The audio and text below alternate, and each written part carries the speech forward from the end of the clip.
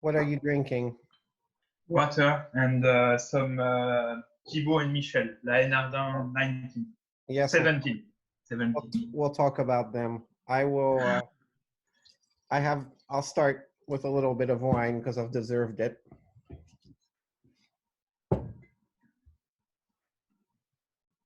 Hi, Ilyas. Hi, Deirdre. Hello, everybody. Okay, let's go. Well, thank you for doing this, Emmanuel. I'm really excited to talk about Anjou Noir, which I'll let you explain shortly. And we have a series of 2, you and next week, Vanessa. So this will be a deep dive into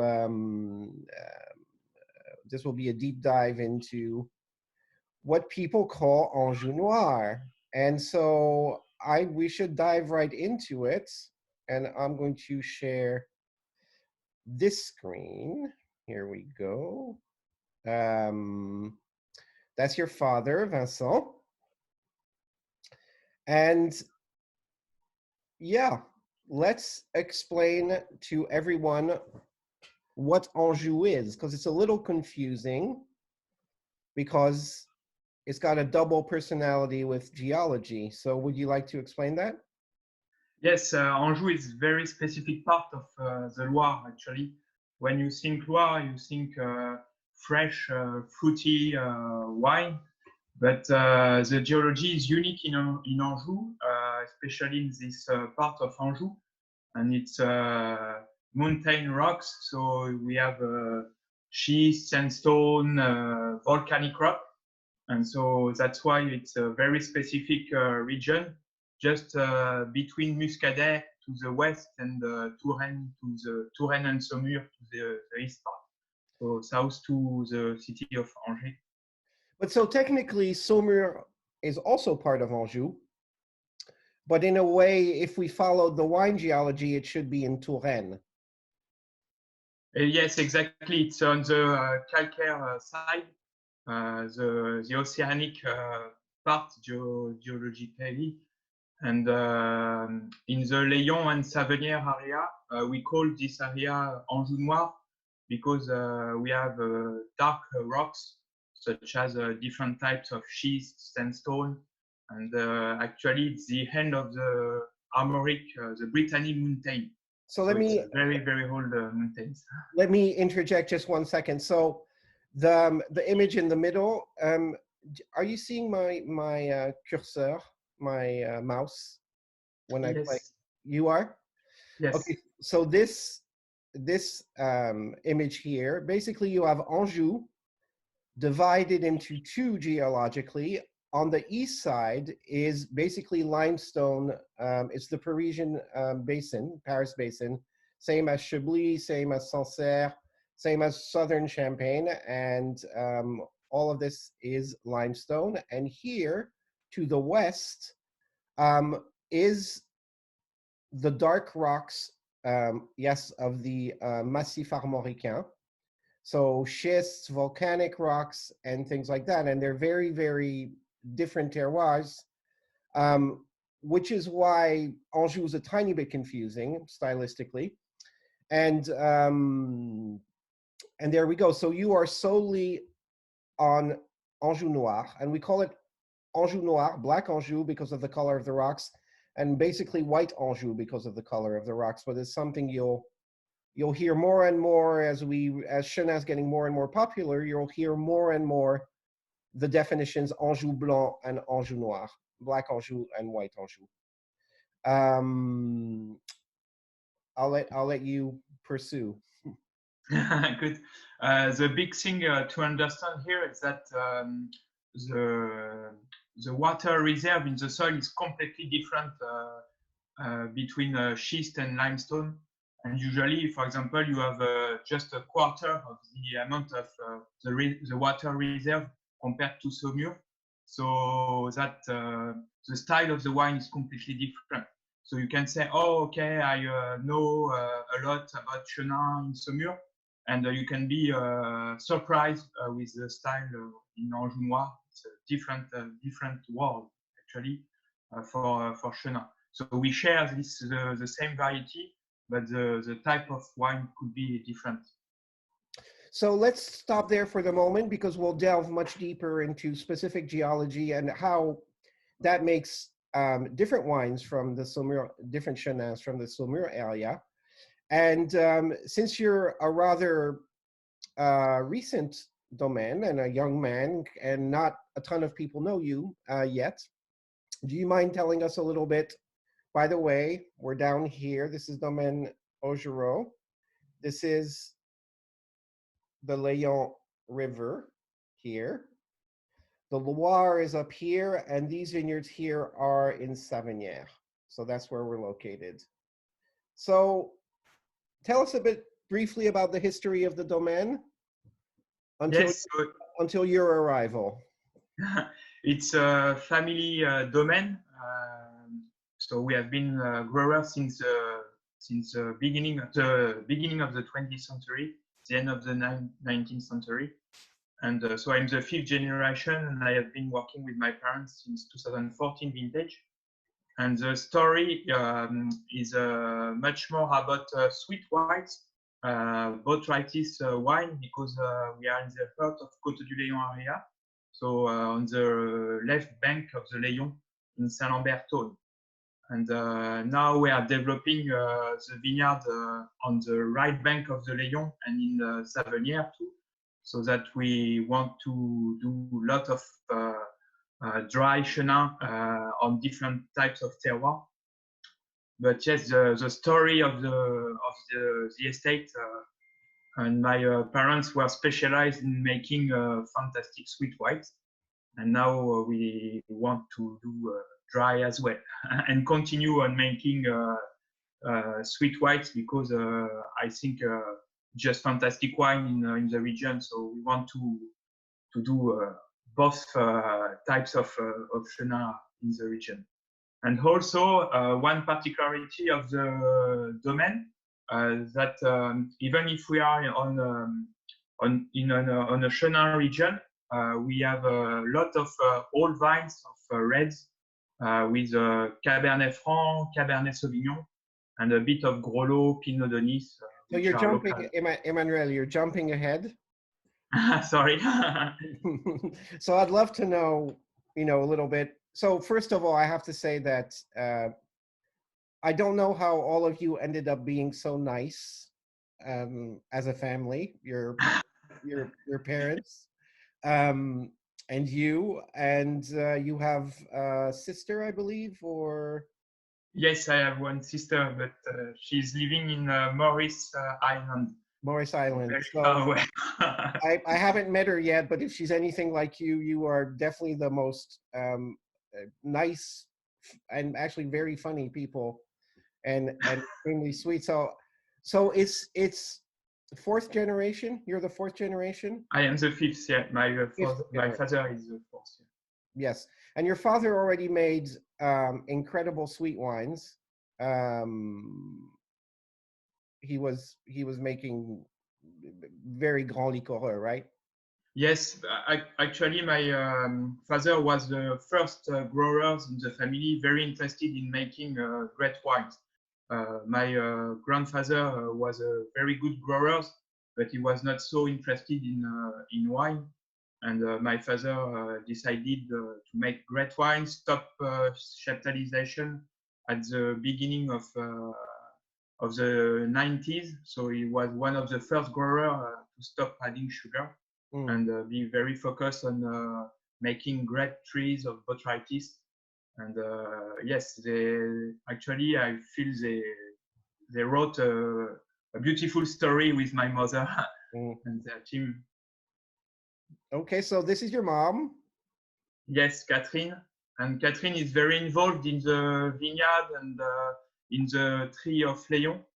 She's driving the team of pickers, so she had a very important role in the estate, and she cooked for the pickers too. So very important role. That's your father Vincent, who we've discussed. Yes. Who are these two people in the family slide? My grandfather. Oh, okay. Yeah. Okay. Francis and Marie-Cécile, yes. On your father's side, right? Yes, exactly. Okay. So what year did you come back full time? Well, your first vintage was 2014. Yes, I just arrived in the summer just before the vintage, and my full first vintage was 2015. But I made the wine, especially the dry wines, in 2014. How old were you again?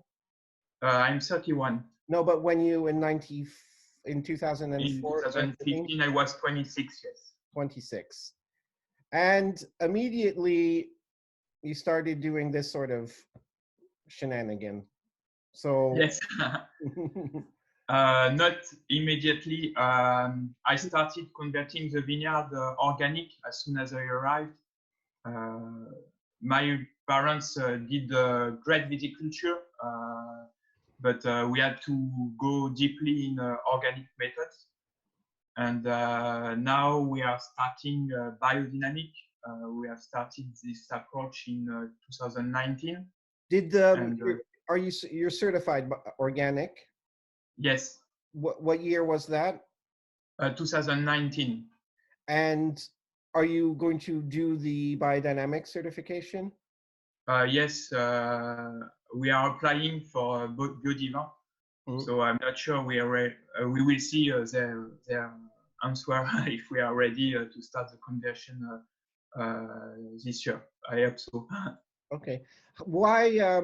What got you into biodynamics?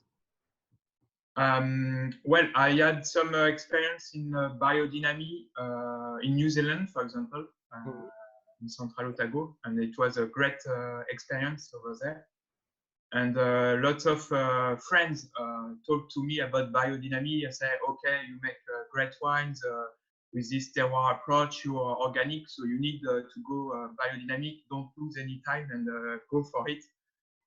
And the thing is, for me, I have a scientific mind by my study and my education. It's important, but when you're making wine, it's a lot about relationship with the vines, with the location, with the terroir, and also I want an involved team, and not the team people in the team are not scientific, for example. And so biodynamic, it's very good because you let people to be involved in this relationship with life and the vineyard.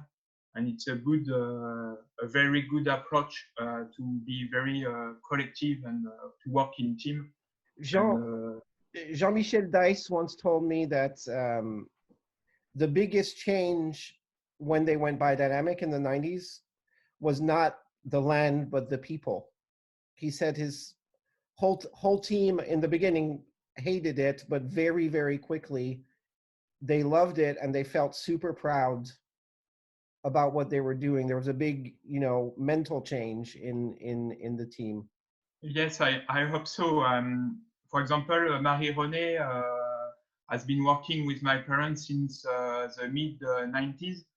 And when I talked to her about the vineyard, she was very shy previously, because maybe she was thinking, oh, Emmanuel, I made a study in agriculture, so I'm not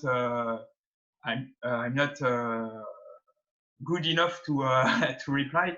And as soon as we start to talk about biodynamic and our way of thinking of this terroir, this land, and the relation with the vine, she was just so happy, and she shares a lot about his own experience in the vineyard.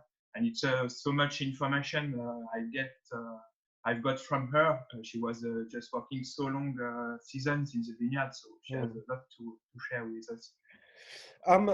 Currently, you're working with somebody I think we should mention as a biodynamic consultant.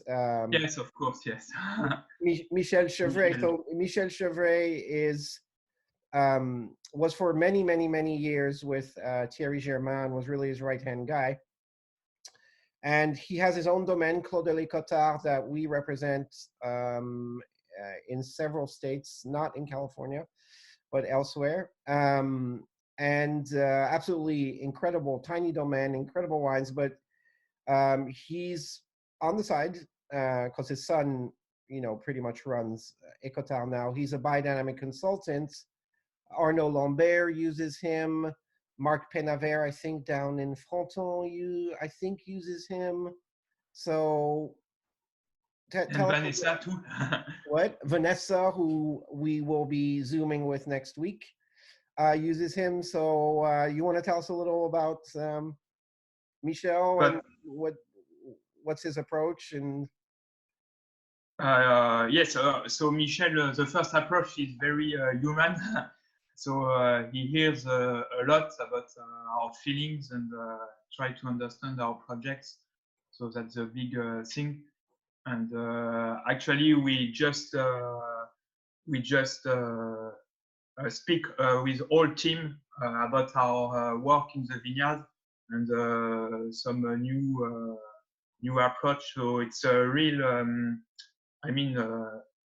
Michel is not a biodynamic consultant from the books.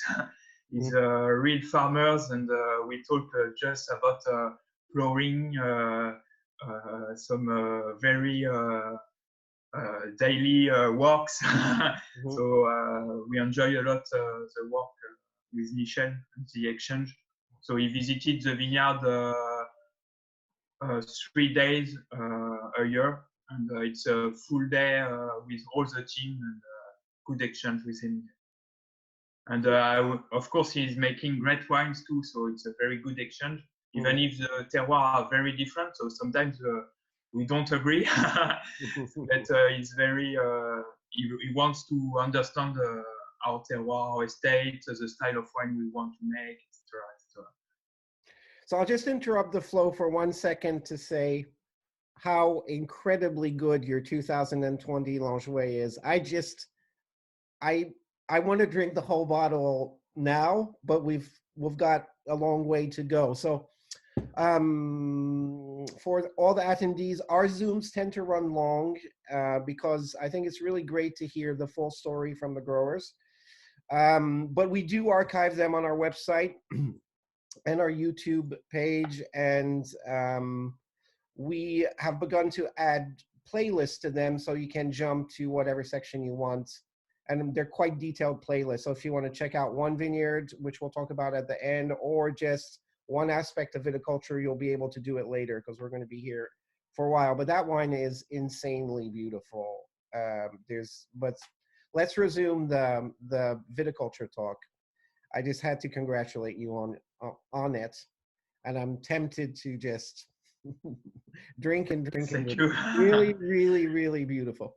The bottle should be too short. That's the idea. It's too short for one person, not even for two people. You're going to have to do Jeroboams or tap. Okay, so you, apart from biodynamics, do you want to talk? We'll get to animals in a second, and we'll get to the people in a second because I think it's important. But you do other things. You do cover crops. Yes. The idea, and this is a big point discussed with Michel. It's the good balance between plowing, because the reserve of water we have in the vineyard is very, very low. So we had to plow the land. But not too much. We also want to keep some grass and do cover crops with clovers, beans, different things, oats, to help the soil, to keep the life of the soil or the microorganism. So it's also a big part of biodynamic for me. Of course, all the preparation, but the idea is just to make the terroir better and the life stronger. That's a big point for me. Can I ask you? I'm going to ask you a couple questions about plowing or tillage. because actually I see Lou, who works with us. I don't know if you've met. I see, maybe, I forget. Also has a podcast called Ungrafted, and the last episode was about no-tilling with a wonderful Oregon a woman called Mimi Castillo. It's absolutely a brilliant podcast. I was listening to it today, and I've got 5 minutes left on it. But I have to listen to it 2 or 3 times because Mimi's so detailed and scientific that you almost want to take notes. But do you think no-tilling is possible in pas de labour? Is it possible? Or No tilling, I would like, I would like. It's so beautiful idea, no tilling, because it's just the best soil life you can have without any tilling. But just we grow vine just in rocks, so narrow soil. So that it's difficult, very difficult project, and it's not so easy compared to other terroirs. So that's why you have to find a balance, and between the rows, because we grow only 5,000 vines by hectare, so it's not high density. So we have place under between rows to have some grass and do very low tillage. But just under the vines, under the shoots, it's very difficult if you keep the grass in our type of terroir, because we are very dry terroir. Do you select different cover crops for different terroirs, or? Actually, the difficulty is to find one mix of cover crop that works in our terroir. So for the moment, we are not very happy. We have to improve. But for example, we will talk about spillit. Spillit is full of magnesium, and it's very difficult for the vine to get the potassium. And so we use mustard, because mustard is very good at taking the potassium, and then it's free for the vines thanks to the mustard. So, for example, you can use this style of plants to help the vine. Okay, and you mentioned earlier, and you sent me all these pictures, and thank you. And you said that your part of the Anjou has a lot of biodiversity already. There's fruit trees, there's hedges, there's... Yes? Yes, the big point is that actually it's not a big field of vine. You have a mixity of culture. You can have some élevage, and so you find easily, yes, hedges, trees. That's fruit trees here, right? Yeah, here it's orchard. So just in the heart of our spillit vineyard. So yes, we have lots of different trees, and the landscape is just so beautiful because we have this diversity of vegetation. And are you looking at ways to reduce copper and sulfur with? In Burgundy, the new fashion is petit lait, whey, for... Yes. Yes? Yes, it's lots of things we have to develop with Michel too. This year we had done trials, but now we want to go deeply in this kind of preparation to help reducing copper and sulfur. So plants, have you tried the petit lait whey? Not yet. Okay. But Stéphane Serol in Côte told me he had great results with it, so we have to try. Well, yes, we actually met you because of Karine Serol, so That's why. Frost is, of course, an issue with you. You've been hit a lot over the past few years. Yes, it's the biggest problem for us actually. We are not used to be vineyard sensitive to frost damage, but by the global climate change, we have done we had 3 terrible frosts since 2016. So yeah, going to be an issue. Icy, who's actually, I mentioned earlier, who's actually on the podcast, is asking if there's any hail. Hail? Yeah. Not so much for the moment. So we cross the finger, and it could happen, but it's not a big issue for us because. Okay, I hope I'm not. Bleh. Okay, never mind. How do I get rid of this? I haven't. This is my first Zoom in a long time. Go away. Okay, there you go. Okay, so this is your next farming project. Yes, sheep in the vineyard. So I had seen sheep in the vineyard in New Zealand, in Central Otago, and it was very classical for them. So as soon as I arrived, I was back in the family in the vineyard. I would like to have sheep in the vineyard, but it was difficult because there were not so much sheep available. But last year we had an itinerant shepherd called Béranger, and so the sheep from Béranger graze in different organic vineyards around the Chaume Hill. So yeah, it's a very beautiful project, collective project with him and a good chair.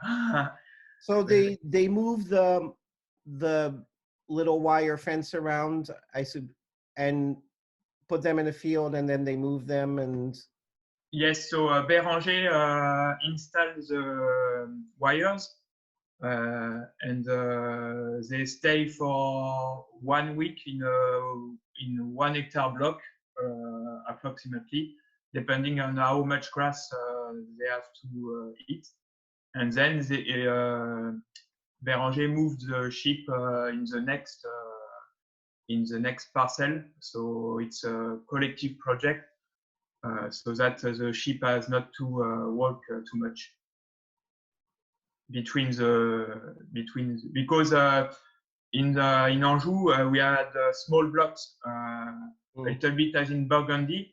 The vineyard is not all along around the winery, so we had to be in good neighborhood for this kind of project. So it's very good.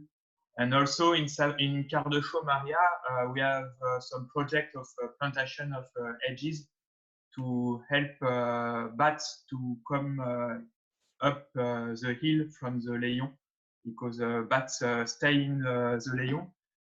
And we would like more in our vineyard to eat the worms, the grape worms. Right. Okay. And so when I talked to you about doing this Zoom, I was maybe a month ago or a few weeks ago. I told you that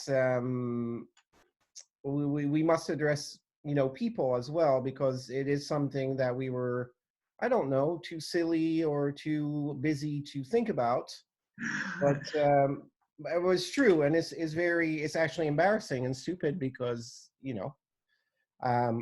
but I explained the scandal there was in Italy and how it's made us stop and think about things, and you had a lot of positive things to say. So here's your permanent team, right? Yes. So we were visiting Arnaud Lambert. I was going to make a joke. Minus my mother, which were taking the picture, the photo, plus Arnaud Lambert. Well, Arnaud Lambert is here, and I was going to make a joke and congratulate you for hiring such a talented young man that could use some more experience. But basically, Arnaud Lambert is this guy here is not part of the team, but the rest is your your permanent team, less your mother who's taking the picture. Yes. And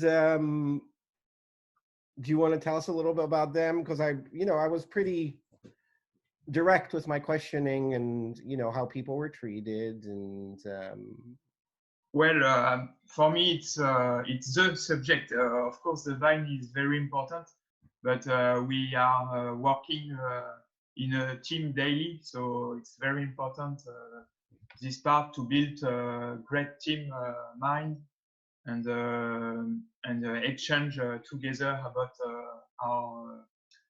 our work. And so, yes, it's a good team. I'm very proud, actually. So lots of different people, different culture, but the same willingness to develop the vineyard and biodynamic. So yes, it's important. And also we had apprentice, and for me it's very important, so that everybody, all the team can share his knowledge to the apprentice, and it's and also the apprentice has lots of questions, so it's good you have to think to reply.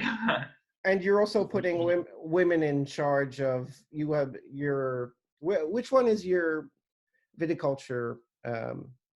Morgan just alongside me on my right. This is Morgan? Yes. And so she's in charge of the viticulture. We share a lot with her, and she take care about the seasonal workers. It's also important in viticulture, because we have in some period of the year we had lots of work, so we had to employ a seasonal worker, and it's important to strong a good team spirit too, so that they make a great job and they feel very well at the estate, and they come back. So the two boys here work for her? Yes. So Romain had worked he has been working since 2018, and he's just so much energy. He makes maraîchage. Green. He grows vegetables, and yes. Yes. And he had biodynamic experience, so he's very involved in the biodynamic development too. And he makes lots of tractor and ploughing, etc. And were they there before Morgan or after the two boys? Romain was before Morgan, and Julien he just arrived in June. Okay. And he started to make the vintage with my parents, to make harvest with my parents in around 2010, I guess, and maybe 9. I don't remember. I was not here.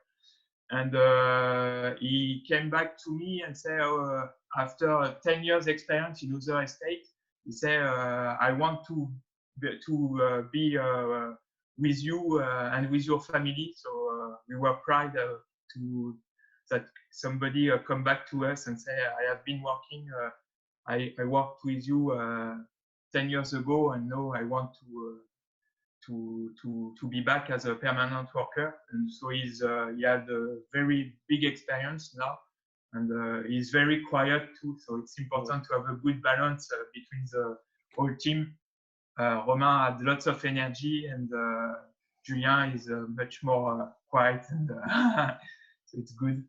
And Marie-Renée, in between, has been the yellow trousers. Yes, and yes, she had worked since the mid-90s, so she knows a lot about the terroir, the difference in the vineyard, and the way my parents work in the vineyard. So it's very good to have alongside us. for a couple of years before retirement. So that's your permanent team, but you have seasonal workers. And for those of you from the US that are listening, so the main problem, so labor in France is very regulated, as far as vacation time, as far as, you know, everybody jokes that all the, you know, the French are always on vacation. It's somewhat true. But the problem in viticulture and farming in France is seasonal workers. That's where there are potential problems. And because there are a lot of companies that specialize in bringing in seasonal workers, and there's a danger. It's not by any means the standard practice, but there are good apples and bad apples within these companies. And especially for, and most of the workers do come from Eastern Europe or North Africa, I believe. And so what do you do for seasonal workers? We employ the seasonal workers. We employ ourselves.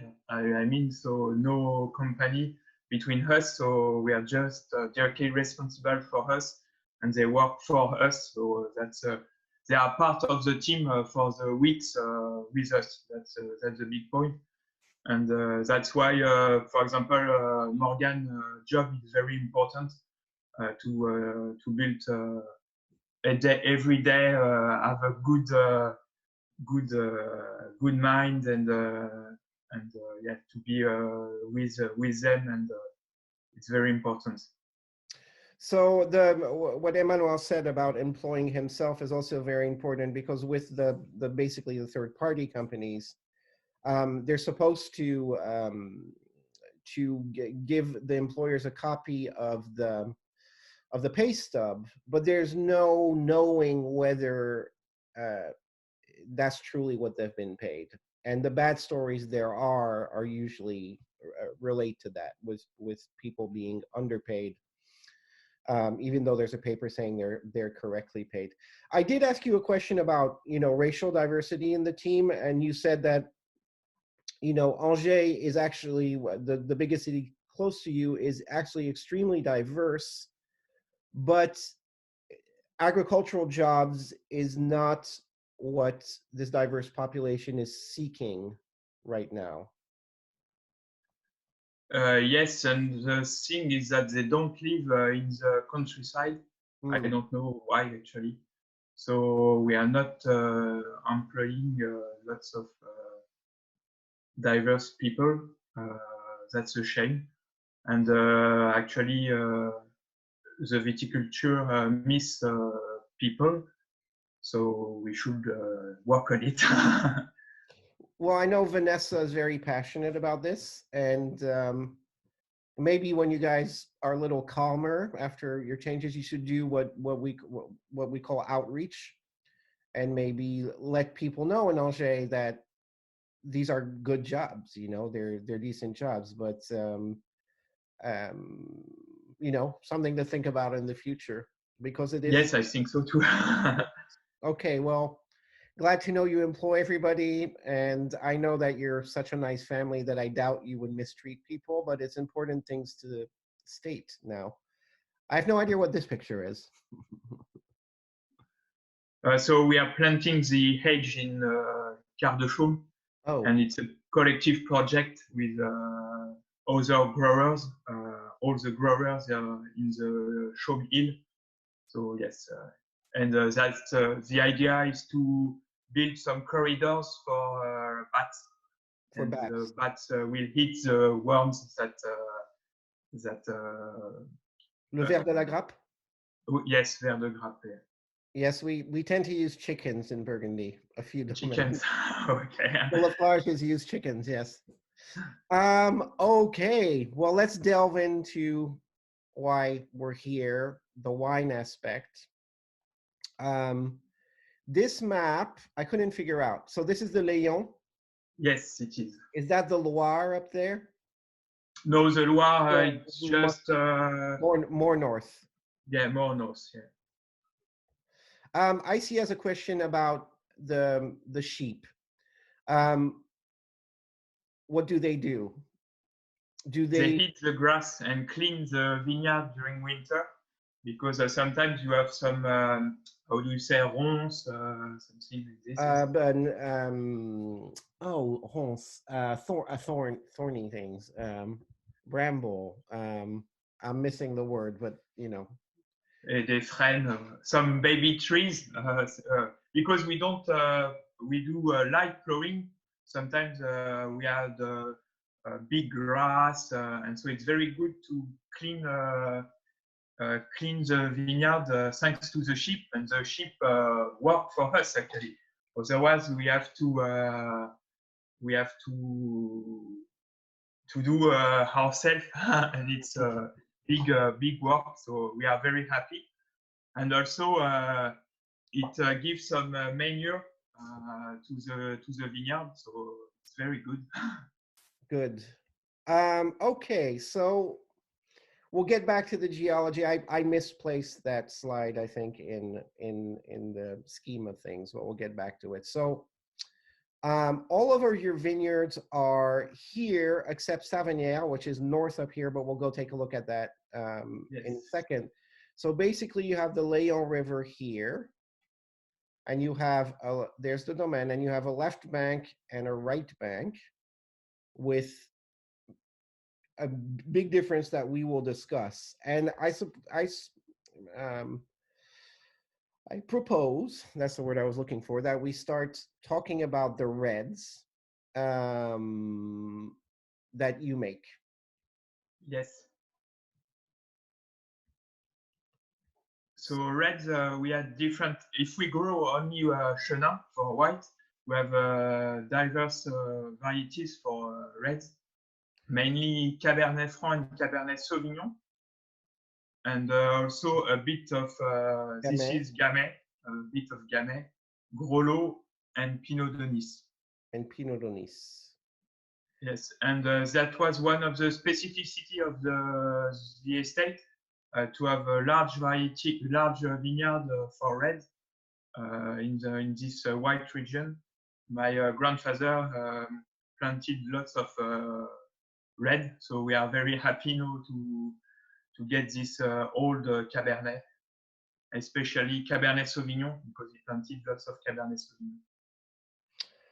Yes, yes, we will. I have the Côte de Houssaye, so we'll definitely talk about that. So, do you want? So let's start with L Enjouée, which is Yes. your entry level red, which I'm really struggling. I noticed that I was swallowing instead of spinning, because it's really that crazy good. So tell us about this and what goes in it. How do you make it? So L Enjouée, it's our popular wine. We just want,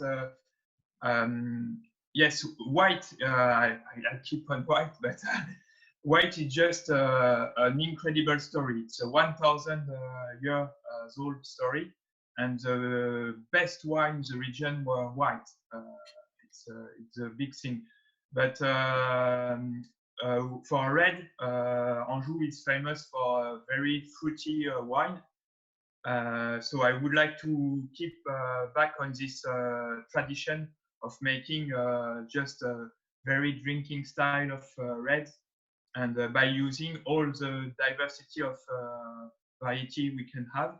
So it's a blend of Cabernet Franc, and we distemp the Cabernet Franc. It's infusion, light 1 week infusion. But for the other variety, Grolleau, Gamay, and Pinot de Nice, we do whole bunch maceration, a short whole bunch maceration, some kind of semi-carbonic maceration. How short? It's 10 days. Okay. Yeah, 8 or 10 days, depending on the vintage. You didn't mention Cabernet Sauvignon. I don't think. I think you said Cabernet. Cabernet Sauvignon.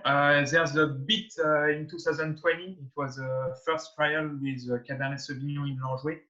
And we did, yes, this whole bunch Cabernet Sauvignon trial. And actually, it's pretty good. I'm happy with this, and I think we will keep on it. We will continue, so that there will be 5 different varieties in L Enjouée. And You have dropped tremendously the amounts of sulfur you use now. Do you use Yes, yes. do you use a little at harvest or no? Not at harvest. For reds, there's non-sulfites. So sometimes we had a bit of trouble with some mouse taste, but not so much. So we are very happy. And so no sulfites at all for reds at the vinification, and just a bit at bottling. But I'm thinking of maybe no sulfites at all for L'Enjouée. It's an idea. We will try next year. Interesting. Yeah. So not even after malo, you wait till bottling. Just between malo and bottling, because it's very early bottling. We had bottled L'Enjouée 2020 in December, because we just want to keep the fruit and not put lots of sulfate. So it's only something between 20 and 30 milligrams total. So very light. It's so good. And it's all in tank, correct? Yes, all in tank. We have underground tanks, such as in Muscadet, with tiles. So it's very good. You put the wine underground and just short aging. Okay. And so, we macerate in concrete, outside concrete tanks. You sense that in the wine. You sense the tank. You sense the there's no élevage that well, actually there's a tank élevage that shows, but I love that. I love concrete vinified wines. And you got the spiciness of Grolleau in this wine. It's very interesting, especially in whole bunch maceration. It's beautiful. I have to talk about the label quickly. L'Enjouée means jovial, means happy. So it's obviously a play on words between Anjou. The tuba is because father and son play the tuba. Or does your father play a different instrument? We play the tuba, but we both play the tuba. Okay, and and it's absolutely stunning. I'm almost sad to move on from it, but we will. And we're going to talk about Les Tailles. Les Tailles is an old Cabernet Franc plantation of in the 50s. And so it makes grape very concentrated that we macerate, we infuse for 3 weeks. And it gives some licorice notes. It's typical of Cabernet Franc on schist soil, which has its own character. Lots of both licorice notes and some spiciness too. And this wine, we age it part in underground tank, around 2/3, and the other part is it's in 500-liter barrels, and we blend the two parts before bottling. I have the 18. Oh no, I have the 19. I'm sorry. Which is beautiful too. It's more serious of a wine. There's more structure. There's some reduction.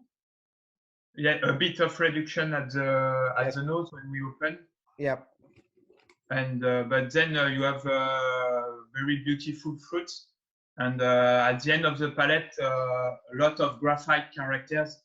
So that's a signature of Cabernet Franc and schist soil. It's a very different expression, Cabernet Franc in your part of Anjou than east. Yes, we don't have so much flesh in our terroir, our schist, so that you have to work to be very delicate when you macerate. So that's why we don't do any punch down or pump over, just infusion. We have the concrete tanks, so it's easy to do infusion. And the idea is to have a very long finish, with this beautiful texture. And yes. Yeah, no, it's gorgeous. A little reduction, but nothing. We had I mistakenly at lunch today. One of my colleagues, I think it was Peter Burrows, had already opened a bottle, and I pulled one too. So we had two bottles by mistake, and one Okay. of them was reduced, and the other one wasn't. But Okay. yeah, no, there was one that was barely reduced and one that was more reduced. But it blows away, and it's really really it's more. I think Cabernet Franc in on schist is more serious than on the limestones of Saumur or the the alluvial matters, obviously of Bulgaria and things like that. Um, it's a very different animal. Yes, you have this texture. Yes, you have tannins. It's a world of tannins, and so we have to work with it and to make wine to accompany this character. Are there fewer pyrazines in the aromas in general, or is it just these recent vintages? There's always some vegetal notes, pyrazine. No, it's more graphite than the. Okay. Yeah, so it's the warm vintages and how you pick that. There's. Yes, I don't want to pick overripe, so I'm not afraid of a bit of pyrazine, but just not too much. Okay. And then we move on to what nobody's talking about, but should be talking about, is actually Cabernet Sauvignon, because a few years ago, before I knew you, I tasted Cabernet Sauvignon with Patrick Baudouin, and I went, wow, wait a minute. And I didn't want to like it because it's Cabernet Sauvignon in the Loire, but in fact, it's really, really, really successful on schist. Yes, when you think Loire, you think Cabernet Franc. It's obvious, but actually, in our stony schist terroir, Cabernet Sauvignon works beautifully because this grape resists on dry season, and because the reserve of water in the soil is so low, it works very well. And Cabernet Sauvignon, the texture, the structure on Cabernet Sauvignon wears very well the identity of schist. So it's a very good couple, I feel. And yeah, actually, it's easier to make Cabernet Sauvignon, I feel. It's serious wine too, but there's a lot of fruit with it. Which one was more dry for you, 18 or 19? 19 was drier than 18. Yeah, so I always love this wine. You mentioned earlier that you tried whole cluster on Cabernet Sauvignon on L Enjouée. This is all destemmed, the Côte de la Houssaye? Côte de la Houssaye, yes, it's all destemmed. How does whole cluster Cabernet Sauvignon taste, though? It tastes very good when you do a short maceration, but I don't know with a longer maceration. It's another trial we have to do. Okay, and how do you? So what's longer maceration on the Cabernet Sauvignon on this one, the destemmed one? Yes, it's around 3 weeks maceration. But with 2020 vintage, which was a very dry vintage too, we did a shorter maceration, 10 days, and I'm very, very good, very, very happy with this style because we have a lighter texture but very long finish, nice energy. So it's a big point, and maybe 10 days with a bit of whole bunch. It's a good idea. It's a good idea. And how do you age this one? We pick quite not so early, 10 or 2 weeks after the Cabernet Franc. So 18, it was the very first days of October. Ooh. And then we destemmed everything. Just put the grapes in the concrete tank, and then we do a big aeration to help the yeast to develop, because we are afraid of bread could happen in our region, so we need to be very precautious for the fermentation. And then we just do infusion for 3 weeks. No punch down, no pump over, just infused. We have concentrated grapes. And Cabernet Sauvignon, you have these strong colors coming the first days of maceration, and then you have the texture coming. And when it tastes beautiful, just dig the tank, and that's it. And the aging is in 500-liter barrels with a bit of new oak, around 20% new oak. We are happy with this aging compared to Cabernet Franc. Cabernet Sauvignon wears the oak very, very good, I feel. It's interesting, because it's interesting how much of a convincing glue you can make with L'Enjouée, and how much of a convincing, very serious, almost classic wine you can make with Claude La Houssaye. So do you remain committed to make both different types of wines? Yes. I like Houssaye. I know it's not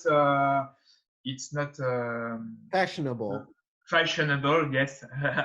But just beautiful. It represents our terroir, and you have this style of beautiful Cabernet Sauvignon. You can taste a fresh Cabernet Sauvignon without a big oak. So it's a good good example to rediscover this very beautiful grape, Cabernet Sauvignon. You don't feel the oak at all on the 18. Was it same percentage, 20%, or? Yes, it was 20%. Yeah, it's not noticeable at all. And what's really spectacular is to me there, the combination of schist and Cabernet Sauvignon is just like, it just works so well. The finish, it's fresh.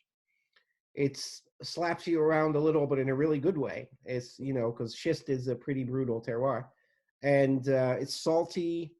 It's really, it's not hugely acidic, but it's fresh. Yes, it's this terroir. It's sandstone from the Brie Auvergnat, and actually the soil is quite red. It's full of iron, and so it makes this saltiness at the end of the palate. And there's a sort of tension. It gives a sort of tension to the Cabernet Sauvignon. So it's interesting. There was a question about cap management.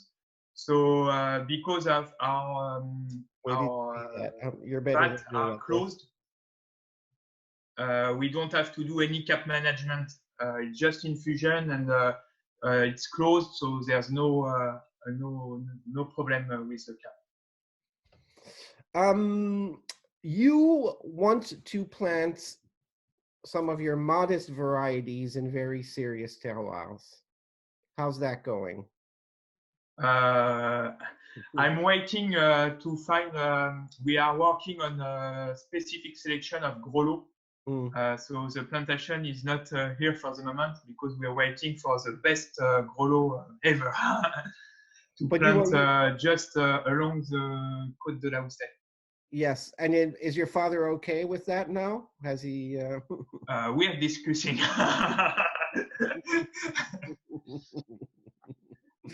Yes.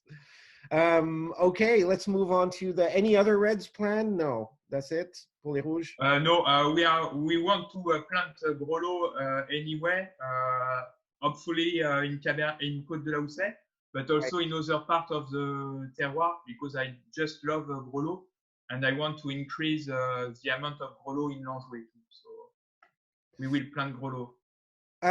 Icy asked a question while I go get the whites and prepare them.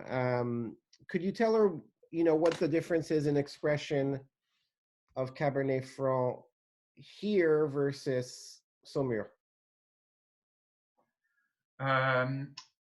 You have a bigger structure, lots of tannins, some coarse tannins a bit, and here you have this nice acidity, but not so much flesh compared to Saumur.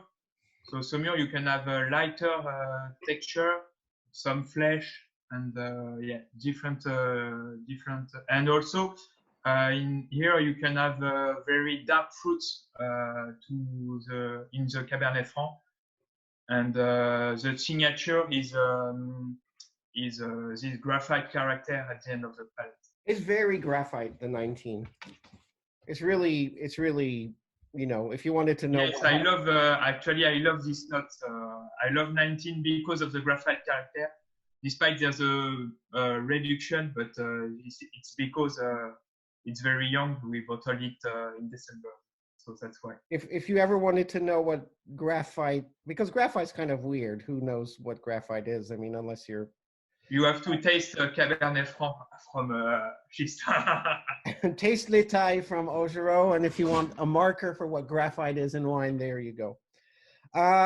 So let's talk about whites, and there's quite a bit to talk about. And the first thing is this. So do you want to talk about Chenin, ripeness, and let's focus on the dry wines because we'll talk about the dessert wines at the end. But the issue of ripeness and botrytis and your choices and what you changed when you came back, because this is really a big stylistic choice. Yes. So the big stylistic choice is not to use any botrytis in for the dry, because in Anjou actually the maturity can go very quickly. So you have to hurry up if you want to pick just ripe enough grapes, but not overripe. So yes, the idea is to go to the vineyard and pick as soon as we got ripe grapes. When it starts to turn yellow, you have to go for it. Otherwise, you pick just overripe. It goes very, very quickly. So tell us what we're seeing on the picture. So on the left, it's a bit green, but actually it's very, very beautiful. So it's very good to pick some of these grapes. On the right, the right pictures, it's beautiful grapes, very ripe, but just before overripe. So it's good to have blend of the left pictures and the right pictures to have this complexity and. So does that mean that even for the dry wines you pick in tri? No, because the big point with Chenin is that we got a large variety of ripeness at the same time, even on the same shoot. So maybe that's the secret of Chenin compared to Chardonnay, that we have this large range of ripeness at the same time. Huh. So when my parents, when they made dry, they want only the very yellow grapes and a bit of overripe, and they pick by different passes and they wait for the green to turn yellow. And now I understood that for the style I want, we have to pick the green at the same time of the yellow, so that we have this good balance and the energy at the end of the palette. And if you have a low crop and the secret is low crop. If you pick green grapes with a large crop, it's just not interesting, no concentration, no energy. If you are on a very beautiful terroir and you have low crop, even the green grape are very tasty, a bit of citrus characters, lots of energy, lots of malic acid.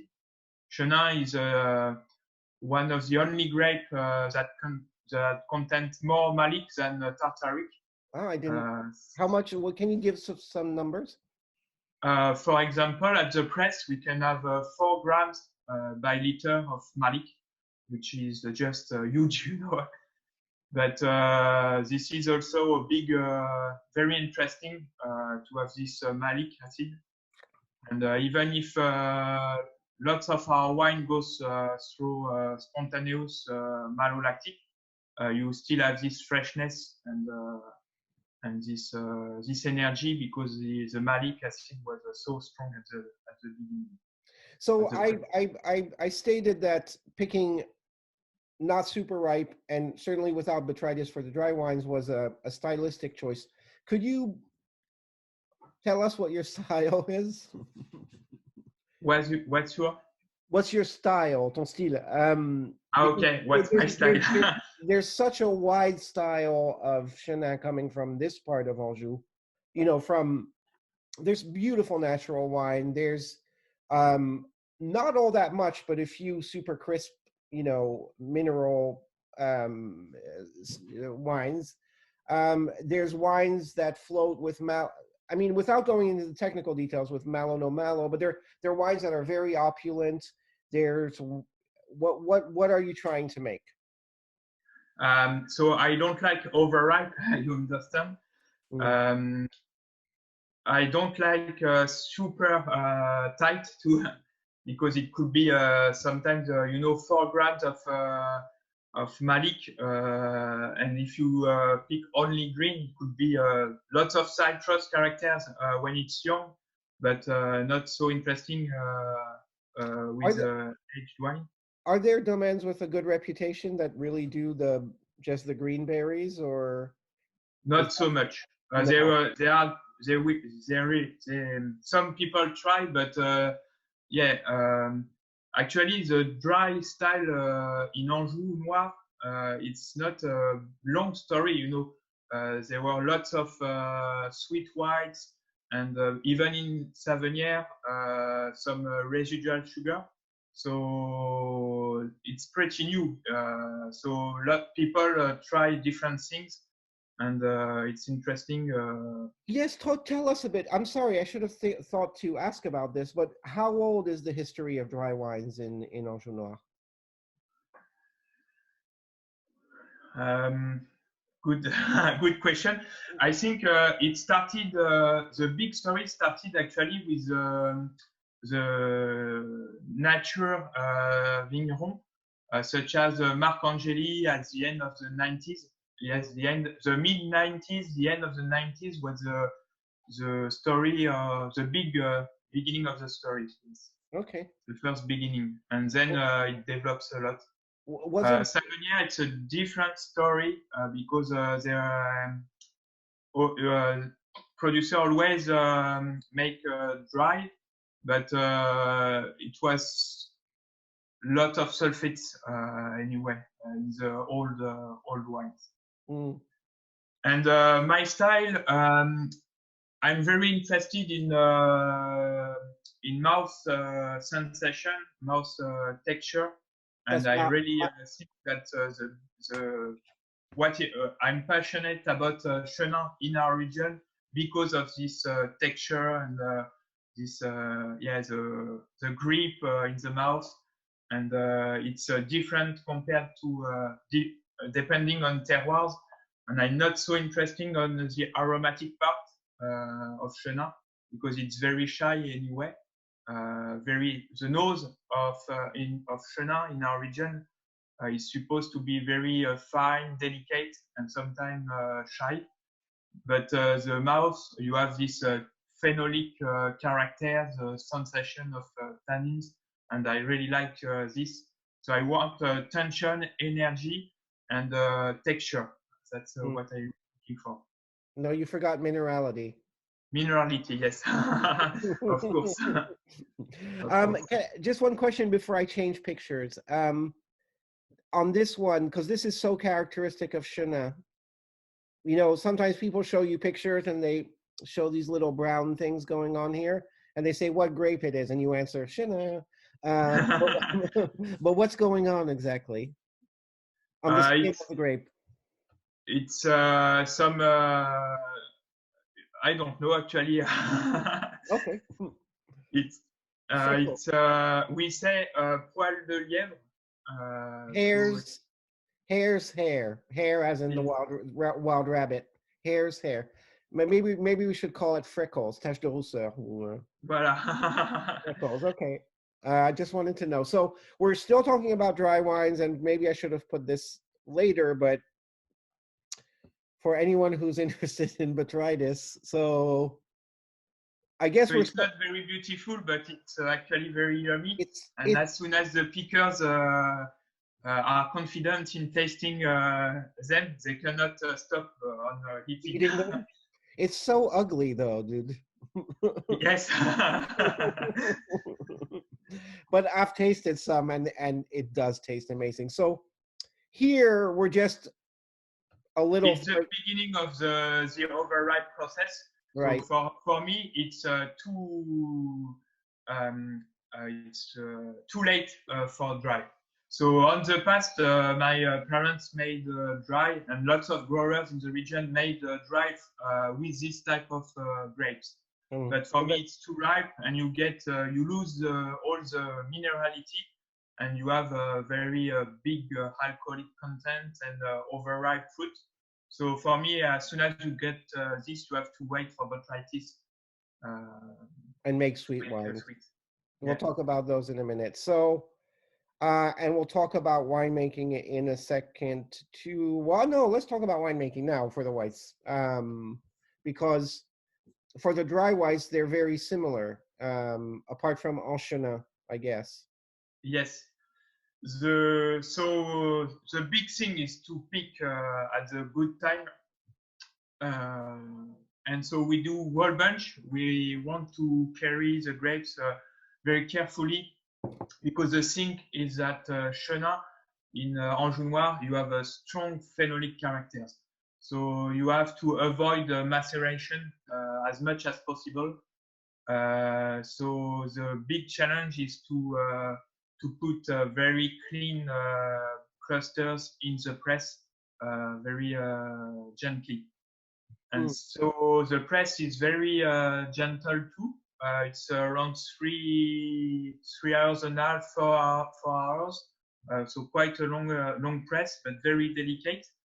And we do a big job on press selection.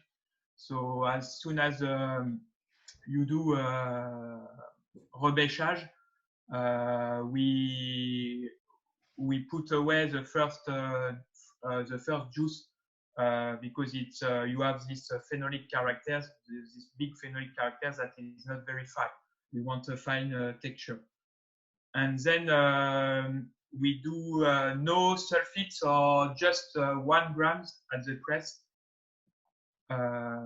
Depending on the vintage and depending on the terroir. Short settling, just 1 night. And then we prepare a pied de cuve. Before we had prepared a pied de cuve. So starter. Starter. Right. White yeast starter by picking grapes 1 week before. And because the big thing that in our region, the big point to understand is that the grape ripe with big bricks, big alcohol content. So we have to be, I want a clean fermentation, and I don't want any residual sugar. So that's why it's much better for me to prepare the starter so that we have enough yeast, enough white yeasts to do a complete fermentation. Is it also to avoid volatile acidity, or is that because there's quite a lot in a lot of Chenins in your region, and or does that come from more botrytis grapes, or where does the VA come from? It comes from the big concentration, the big sugar concentration. Okay. So usually the end of the ferment is difficult. So that's a good point, Paul. Yes, we want to avoid too much VA in the wine, and no residual sugar. I don't want 3 or 4 grams. It's too much. Less than 2 grams, and usually we are less than 1 gram of residual sugar in the dry. And there are a lot of your colleagues that do let the residual sugar happen. Like I think in vintages like 16 and maybe 17, I tasted a lot of Chenins that's in the Loire with RS in them. Yes, lots of neighbors, friends love wine with a bit of sugar, sometimes a bit of botrytis, and they just do spontaneous fermentation, but it's difficult to finish. So that's why I much prefer to do the starter. Okay. So 3.5 to 4 hours press time, you said? Yes. That's long, but say like the Dices in Alsace is 12 hours. Is there any interest to make it longer, or would that macerate the wines too much for you? Yes, I think if you want to do a longer maceration, just do a longer press, just do maceration. So for me, the idea is to get fine texture. So I just want to find the wine. You have a big potential of phenolic in our grapes, so I want to be very gentle. So this is my stylistic approach. Then you can do longer press, but you will do maceration. So you age most of your dry Chenins in wood of various sizes. You have foudre now. You're becoming quite a fan of Stockinger. You have barrels. You have larger barrels. Yes. So I don't like big oak aging. This is not the style. So our wine is supposed not to be oaky. That's the point. But Chenin is a reductive grape. It reduces a lot on lees. So that's why we need small content, and neutral large barrels work very well. And also the foudre is interesting because it's larger content, so that we keep the freshness too. But usually we have to rack them sometimes because Chenin is just too reductive just after the fermentation. Chenin is a bit crazy on the reductive oxidative character. It's a son of Savennières, so it has this enzymatic to resist on oxidation, but it's also very reductive on lees, so it's difficult to find the way, and it's also a big point to discuss on how to age the Chenin, and there are lots of stylistic choices to make here with Chenin. But there are very beautiful, very reductive Chenins. Like, to me, Richard Leroy, when it's great, is great. And especially Bernardaud for me, when it's great. Yeah, it's just amazing. It's just amazing. And I'm not even sure if it's reductive or fermentary. You probably know better than me, but those styles are much more reductive. So that's just a personal choice for you, that's not what you want. I'm just a big fan of Stéphane Bernardaud wine. I love the wine so much. So if I can make this kind of wine, I will do. I think the vineyard is also crazy.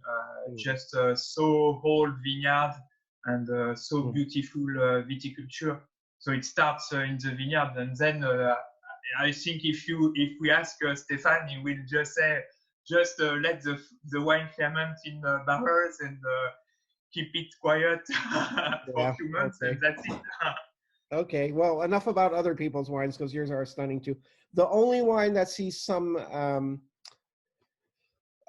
tank is en Chenin, your entry-level Chenin, right? Yes, en Chenin is 80% tank and 20% whole barrels. Okay, okay. And the idea is to do a very fresh and direct fruit style with lots of energy, nice texture, and to give a first approach of Chenin in the schist area. It wasn't in our samples, so it's not ready yet. No, not ready yet. Okay. 19 is very beautiful, very nice texture, and I like 19s a lot. What I've tasted so far is just really, it's a serious vintage for me. Oh yes, fantastic vintage. Yeah. Last question. So what's your sulfur goal on the whites? So we no sulfites at the press, or just a bit. In 2020 we do a bit because the wine goes through malo very quickly. So the pH were higher in 2020, but in 2019 we do no sulfites at all at the press. And then we don't sulfate the wine after fermentation. We just keep it on lees, on total lees, for several weeks or months. And usually the wine goes through malolactic during winter. So stop right there, because yes, but you know, it's a complete story. So give people a little context. Yeah. Malo in this area is also a huge stylistic choice. And when I met Emmanuel, he was not for it. But then the wines, he didn't want to, completely bombard his wines with sulfur. So he was like, okay, I'll just let it happen when you know. And then recently you made a comment, but I tasted the other day, I forget what vintage of Spirit it was, that was no malo, and I really loved it. So, but people, I mean, there's an iconic person in the Loire, which is Thibaut Bourguignon, where I believe the wines don't go through malo at all. Yes, and it's a fantastic style too for me. I love Thibaut's wine. And so, but now you've decided it happens. Well, when I started to make the wine, I just love Thibaut's wine, Tessa's wine, Tessa La Roche. The wine didn't grow through malo at this time. No, Tessa does the malo. So my approach was not to do the malo, but actually even by adding a small amount of sulfites before winter, the wine goes through malo. By not adding sulfites at the press, and for me it's important not adding sulfites at the press or very low, so that you get finer texture, all the oxidative content settle, and then you have a very strong wine that resists on aeration. So it's very good for me, and I won't give up. I won't add sulfites at the press a lot to avoid malolactic. That's my choice. But anyway, in 2019, the malo was not complete, and it just make fantastic wine. So I don't know. Maybe some press I will add a bit of sulfites to keep this reserve of a bit of malic in the blend. We will see. Okay. What's your total sulfur average on the whites? On the whites, it's around 40. Which is low for... Very low, yeah.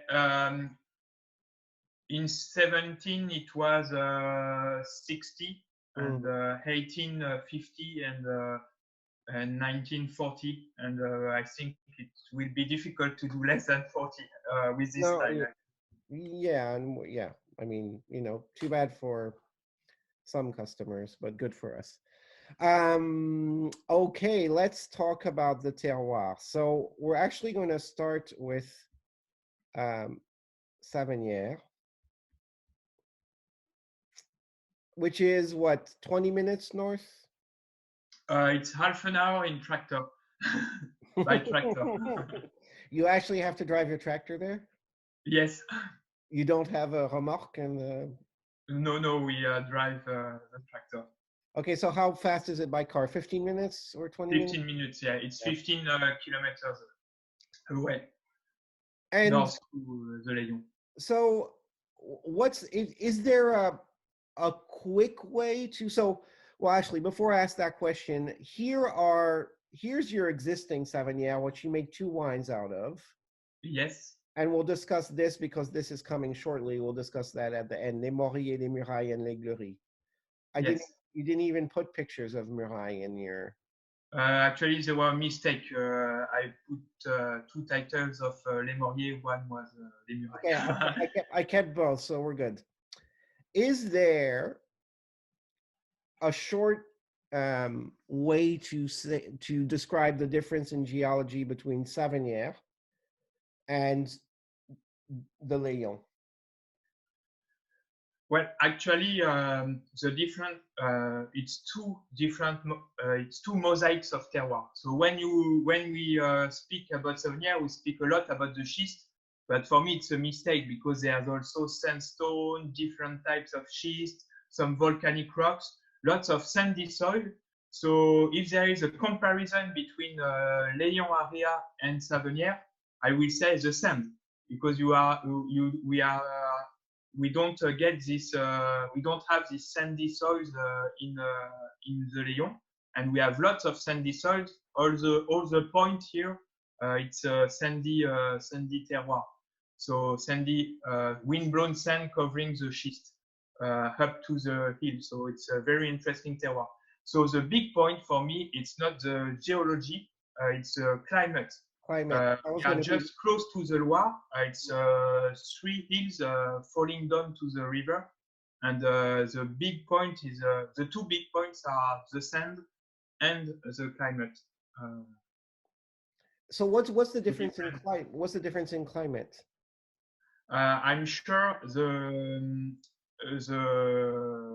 flood, the river, gives some moisture, freshness, and it gives the vine to ripe earlier, the grape, compared to the drier terroir of the Layon. And I feel it's in the air. You know, you feel different in Savennières, and I'm sure it's because of the Loire. And yes, because otherwise you find exactly the same type of schist in Savennières than in Rochefort, in the other side of in the Layon area. So yes. So what are we looking at here? And is it worth discussing after you said geology doesn't matter? No, the geology is very important, but it's for me it's very difficult to tell the specificity of Savennières compared to the Layon area, talking about rocks. That's the point, because Savennières is very complicated, very diverse, and it's the same in the Layon. So I can talk about different terroir, but appellation is very difficult. And I mean, this really expresses the diversity in a way, because, you know, if you go to other schist places, like if you go to maybe the center of the Agly Valley in the Roussillon, where it's schist too, it's pretty uniform schist. But here it's incredibly crazy. Yes, it's a chaotic geology. And I feel it's very simple to talk about schist in Savennières. It was a way to get the thing very simple for the consumer. But if we have to explain deeply the terroir, we have to go on a complicated geology. Yes. And there is sandstone, there is windblown sands, aeolian sands, there is all kinds of schists with very different properties. Yes, you have the purple, the green, the dark schist, the brown in Coulet-Serrand. Yeah, brown, and you have the schist with a bit of sandstone, the sandstone with a bit of schist. Schiste gréseux et grès schisteux. Yes, exactly. Yes. Okay. So this is the wine I'm drinking right now. Currently, you make 2 Savennières. This is Clos du Grand Beaupréau. Both of your vineyards are in this Clos, your current vineyards. But let's start with Le Clos, Le Grand Beaupréau, which is beautiful, by the way. And tell us a little, because even though they're in the same Clos, there is actually there's two different geologies here. Yeah, see how it's complicated. Yes. Even in one terroir, you have different geology. So the Clos Grand Beaupréau, actually, it's the wind-blown sand and the schisty part of the Clos. And so it's a historic label. My parents made this wine since 2002. They're young vines. Sorry? They're young vines. Yes, it was planted in 1997, in fact. Youngish. Yes. And so it's, for me, in Clos Grand Beaupréau, I'm very interested in the sandy character. It's a very fine and delicate texture. When you think Savennières, you have the schist story. So you think very deep, large wine, large Chenin. And actually, there are lots of sand. And sand, it's not a power. It's a very delicate, airy texture. So you still have the long finish of schist because under the sand you have the schist. But this tight layer of schist gives a very fine wine. And I want to get this character even more important every year. And on the choice of barrels and the aging, I want to go even stronger in this kind of airy style. So, for example, in 2020, we use an amphora, a sandstone amphora, to keep this, to catch this freshness and this airy character, to blend with old barrels. I mean, the first time I paid attention to Savennières on sand was with this, because, well, I don't know. It's the first time I paid attention to it. But it's pretty logical when the story of Savennières is schist. All the growers speaks about the schist of Savennières, and we have in mind a large, big, ripe Chenin. But actually, the big point with Savennières is the minerality, and with the sand, you have this airy, very delicate texture. Nice wine. I love this style, actually. I do too, and so Vanessa, her Savennières is also on windblown sands, and there's really a connection between the two wines, and it's just this beautiful delicacy you do not expect from Savennières. Yes, and to get this delicacy, I found you have not to pick yearly, very ripe. So for this terroir, I much prefer a large amount of the green, if you remember the left picture, because the power of the terroir is not big, huge, so it cannot wear the big ripeness. But it's very specific, and it reminds me, in a way, of Chateauneuf, because my favorite Chateauneufs are on sand, or some of them. Yes. It's like, what's so special about Hayas? The sand, and another Emmanuel, much more famous. Yes, another Emmanuel. But it's true that sand just has this ability to just oof, make things take off, and I'm very happy to know about Savennières on sand because of you. And if you know some of you are scared away by sometimes the power of Chenin of Savennières, seek out the ones on sand because they're beautiful. I didn't like your first vintage, if you remember, the 2000. Yeah, because it was too ripe. You know, it was 2014, and this type of terroir cannot wear a big ripeness because you have not this strong character of the terroir, but it's just very delicate. So I'm looking for fresh, aromatic, floral Chenin. This kind. And you have to be careful with it because when I was at lunch with the team, we poured it after the Blanche sec because you know, in my head it's like it's Savennières. It's going to be a nope. If you remember the tasting at the salon, I just I do en Chenin and then move to Savennières with Beaupréau. We are back in the Layon with Spirit and Bonne Blanche, and we just finish with L'Enthousiasme. So we do Savennières in the Layon terroir in middle of Savennières. In the middle of Savennières. But anyways, it's spectacular and it's very much the type of Savennières that you can drink anytime because sometimes Savennières is what we call commitment. You know, you have to. Yes. it's beautiful. And can you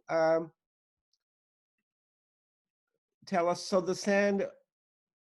Oh, so these are layer of sand above the schist, basically. Yes, exactly. Or is it sandstone? No, schist, obviously, it's schist. No, this is schist. It's different colors of schist depending on the oxidation of the rocks. So you have the purple and green schist. And the good thing is that that's the purple schist? Yes, it is. That's like the people in Jura calling their marl blue when it's actually gray. I'm just saying. Yes. But yeah, the picture is not so good. If you it was a joke. Je rigole. Very purple. C'est du schiste gris, ça. And obviously, super sandy. And in the same vineyard, oh, you didn't give us a picture of the terroir, though. Is L'Enthousiasme. You want to tell us about that? So I don't have that. Because it wasn't ready and we're out of we drink L'Enthousiasme. Oh, simple. L'Enthousiasme, maybe I have a bottle. Yeah, that's not going to help me for my needs right now, but yeah. And it's so it's a sandstone vein. And when I arrived in 2014, I just say that it's crazy, you know, it's not the same rock. And the grape tastes very different. And my mother said, "Yeah, I agree. It's every vintage is the same." So I say, just crazy. You have fine, delicate texture on windblown sand, and here in sandstone, it's just very, very concentrated grapes, tiny berries, and very early. So it's always the first grapes we pick at the estate, at the domain. And it makes wine with a big texture, lots of saltiness at the end of the palate, but very, very texture, a big grip for this wine. But that helps it a lot. I mean, because the grip is important with the size of the wine. It's a really good balance. It's the most spectacular of your dry Chenins, and I take vintages like 15, for example, or just like, wow, you know, every bottle we pop through. Yeah, it's very classic wine.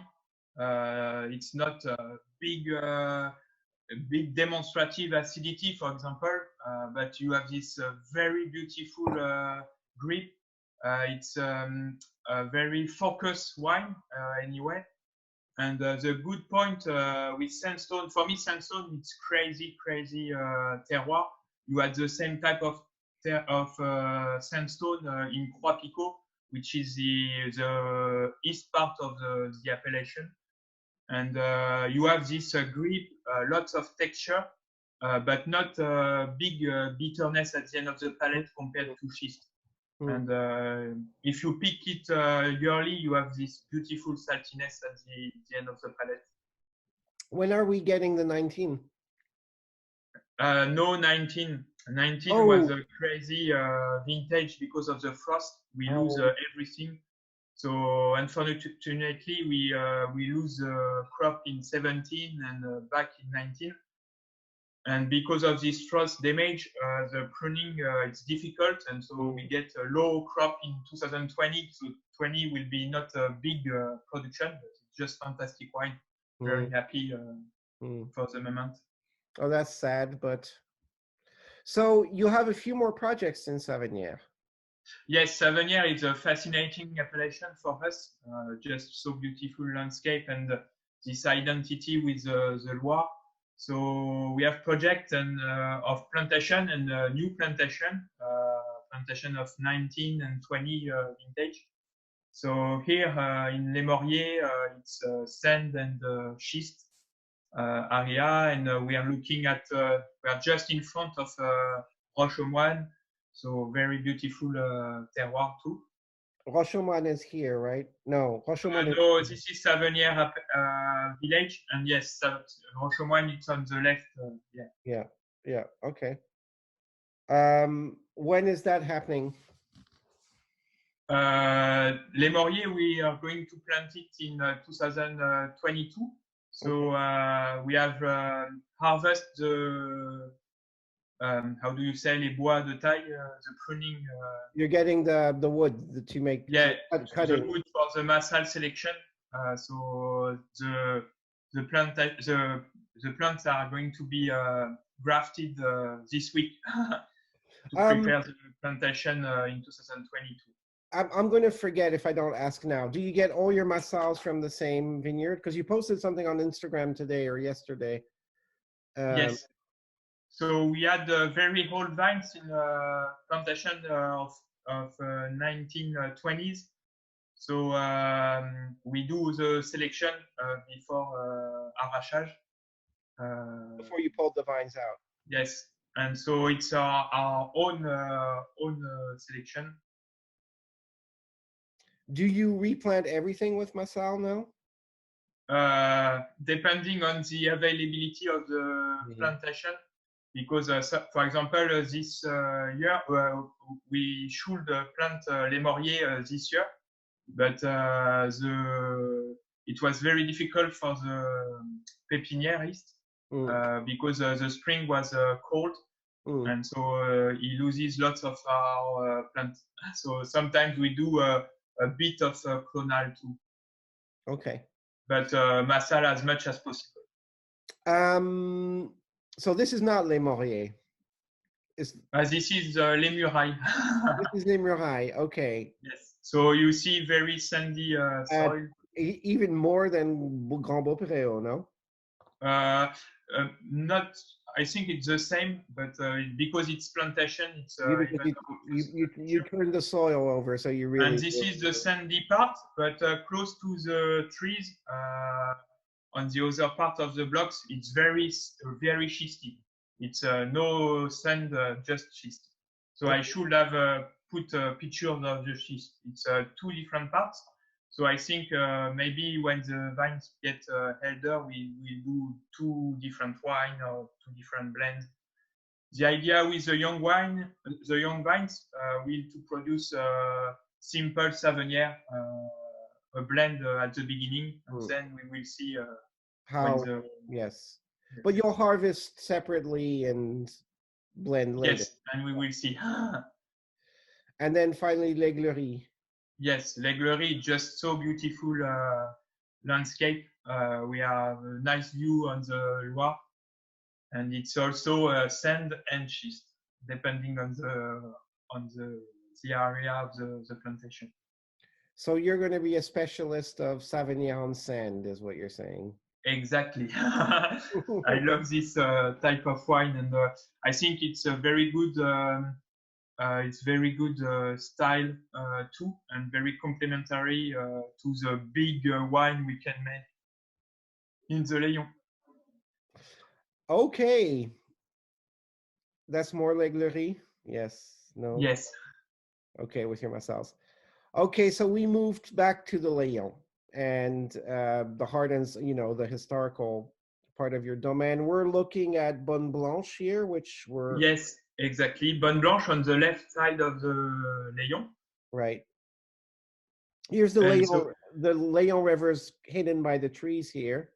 yes, You're looking at the Layon from the vineyard of Spilit. You're looking at Bonne exactly. Blanche from the vineyard of Spilit. So you put this title, two different worlds from either side of the Layon River. Tell us about those two worlds. So yeah, the green part close to the quarry, it's the volcanic rock of Spilit. So it's just fantastic terroir. It's pretty rare in the region, but it makes wine very tight. Let's talk about that when we get to Spilit. Yes. But why did you say two different worlds? Because it's only 500 meters far away, both sides. And Bonne Blanche, it's very old rocks from the Briovérien. It's deteriorated schist, and it's around 600 million years. 100 million years. And Spilit, it's 400 million years. So it's the geology is completely different, and it's just two different worlds. By the way, age-wise, that puts limestone to shame, which Jurassic limestone was born in 200 million years ago. Yes, even younger. It's a baby compared to yours. So we're going to briefly talk about Bonne Blanche, Vent de Spilit, La Martinière. We'll take a quick look at Ardennais. What the hell's L'Ogereau? L'Ogereau, it's a flat, the highest point of Saint-Lambert town, our historic terroir. And you can find a vine where we produce the classic wine, L Enjouée, Chenin, and also Côte du Layon Saint-Lambert, the first suite we have. So apart from the Savennières Enthousiasme, the other dry wine we're not having is Chenin. So Chenin is your entry level Chenin, your basic cuvée. Yes. It comes all from around here? Yes, exactly. From Saint-Lambert. So it's a left bank Layon wine. It's all left bank Layon wine. So it could be these vineyards, it could be young vines, it could be. Yes, not beautiful terroir, but not top terroir. And schist, it's schist and sandstone from the Briovérien area. So and on the left bank you have still quite a large style of wine, pretty ripe.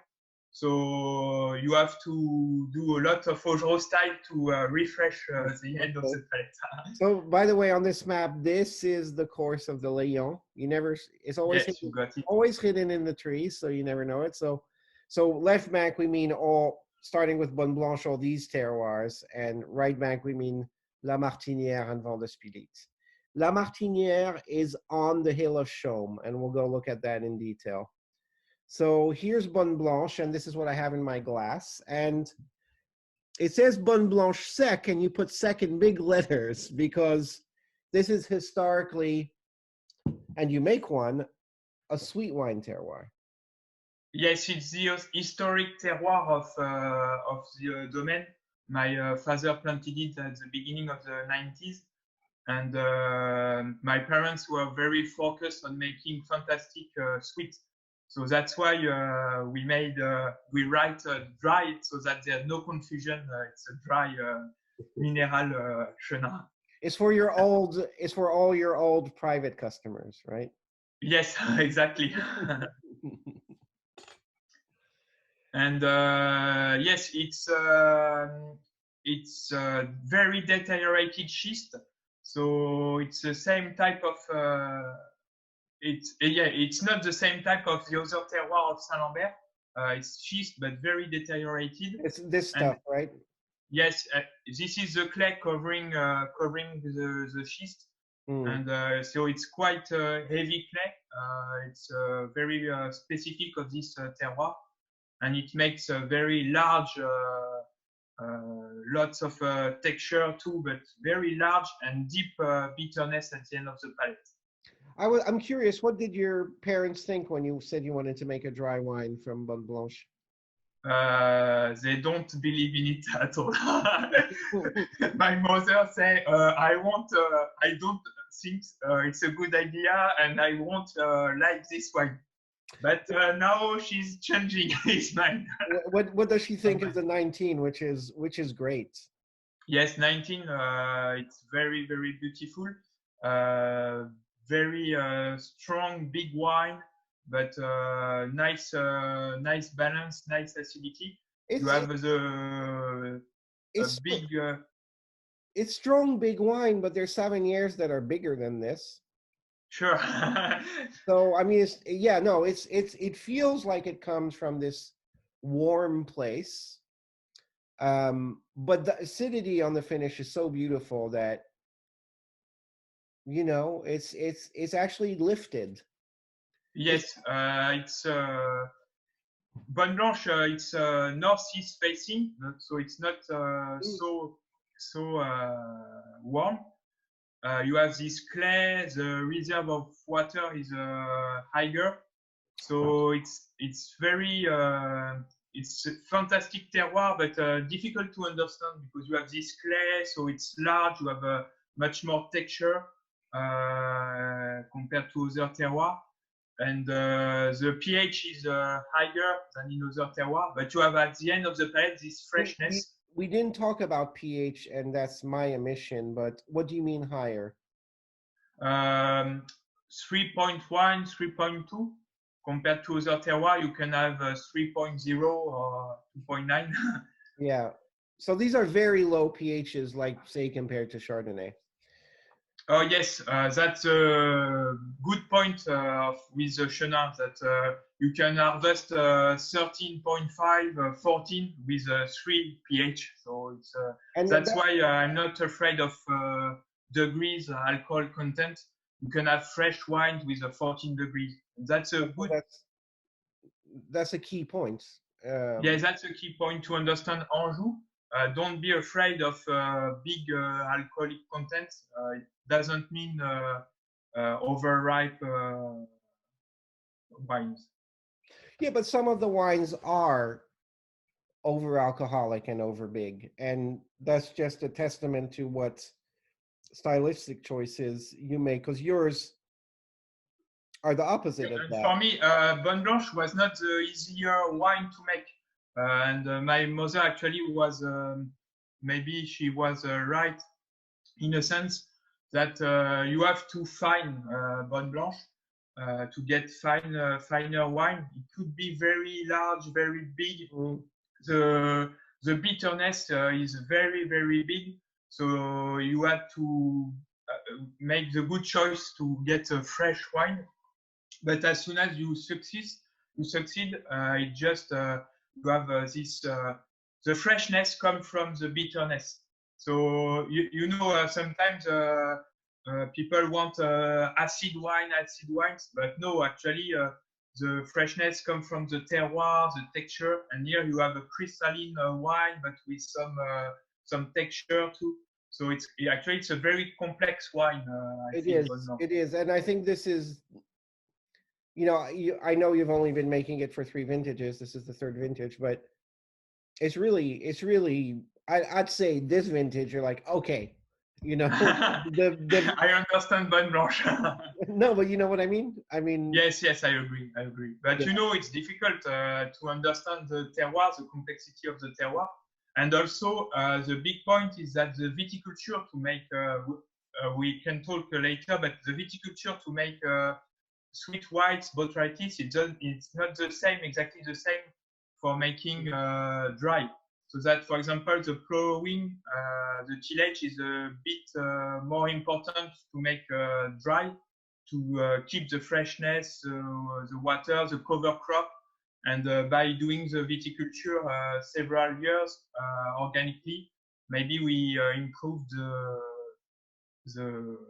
soil life and well, I believe that, you know, biodynamic is certainly it certainly unlocks freshness, and you can see when a few years down the road when wineries when biodynamics really kick in, the freshness of the wine just goes, it's crazy. I don't know why, but I'm very convinced. Anyway, it's a gorgeous wine, but we're going to move on to your best. Yeah, and the thing is that 19 is fantastic vintage too. It is beautiful. These wines are just beautiful. Yes. Vintage. So we're moving to Vent de Spillit, which is Emmanuel's biggest hit. It's like Purple Rain. Yes, that's my project, my dream. So it's just in front of Blanche. So when you are growing in Blanche, when I was child, you just look at the other side of the Layon, and it's just fantastic terroir. So I would like to plant vineyard on it, and we have started to plant in 2013 vintage this new terroir for us. Wait. And so it's another world, as we said. It's a volcanic rock. You didn't. Your first vintage was 2014. Yes. So you already had some vines there. No, we bought the land in 2012, and we had 8 rows. We kept 8 rows of old vines plantation in the 60s. Okay. We removed the whole Cabernet and replant with young vines of Chenin. And but there was 8 rows of Chenin, or did you? Yes. Or did you top graft? No, it was 8 rows of Chenin. Okay, that's how you were able to produce the 14. Okay, gotcha. Yes.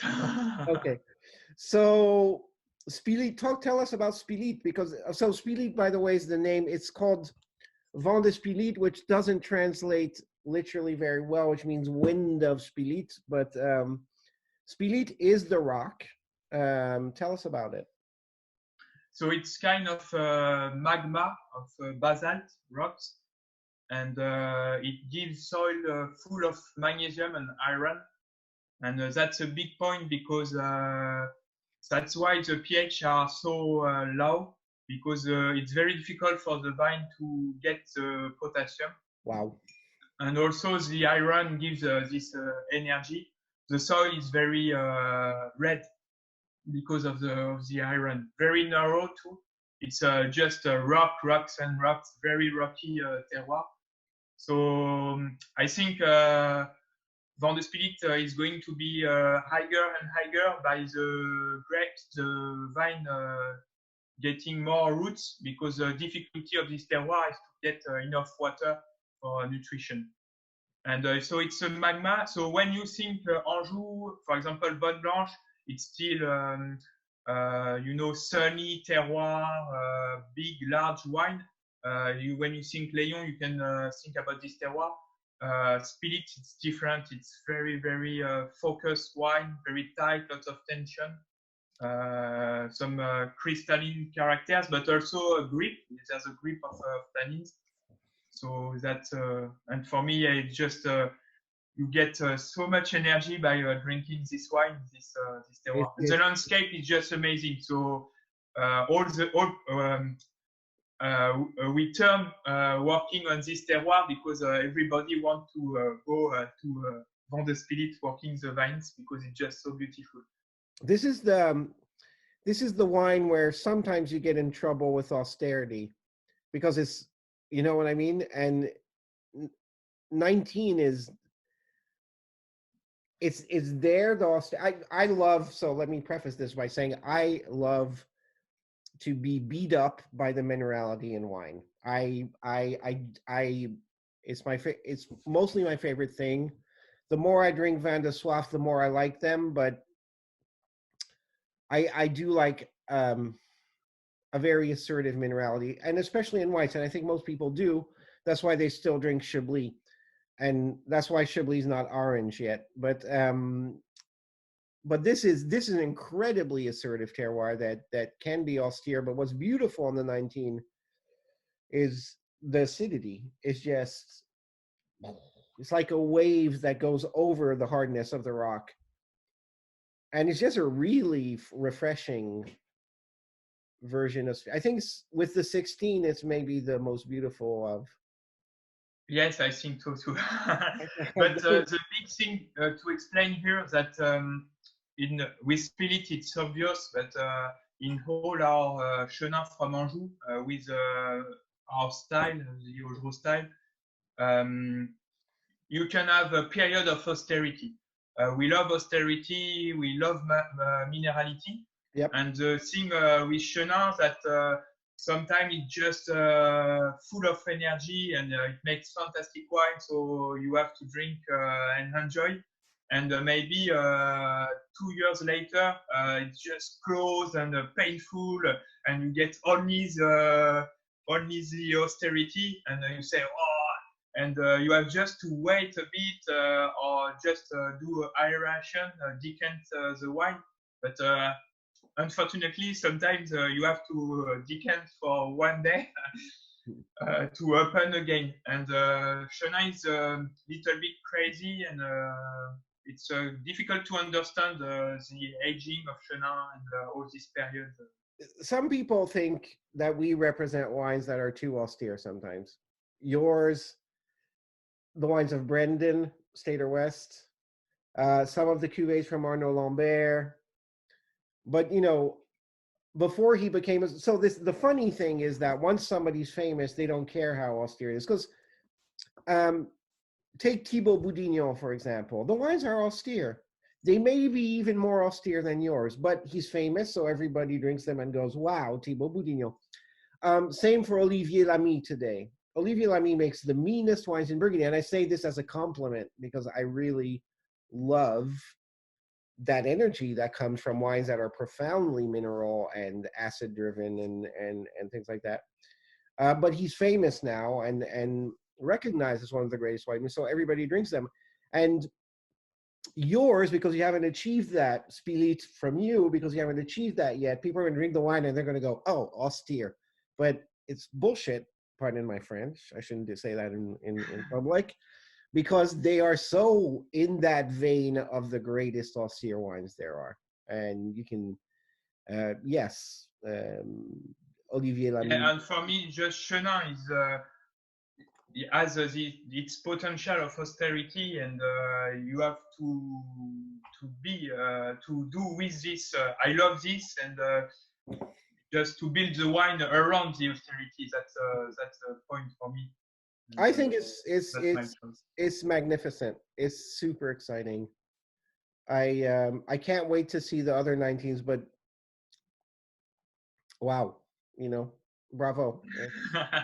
Thanks a lot. It's exciting, and you know, I wish I could have it instead of orange juice in the morning, but I don't do that. So yeah, Van de Spirit, just when it's like this, it's just full of energy, this wave of energy, and just you wake with this. When it's like this, it's one of the greatest Chenin made, period, to me.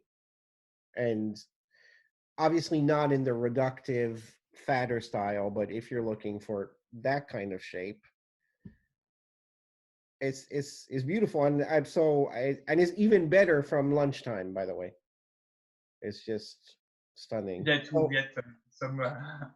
I'd love to spend my life with Spilit, and I probably will spend the rest of my life with Spilit because because you're gonna make many more vintages. But we've been chatting for a long time, so what we're gonna go talk about are the sweet wines, and because the first wine I started my first cellar tasting, I was 4 years old in Burgundy, and you know, I was allowed to taste every wine, just a little sip of every wine, and it was at Guy Rouleau, Jean-Marc Rouleau's father. So it wasn't a bad start in life.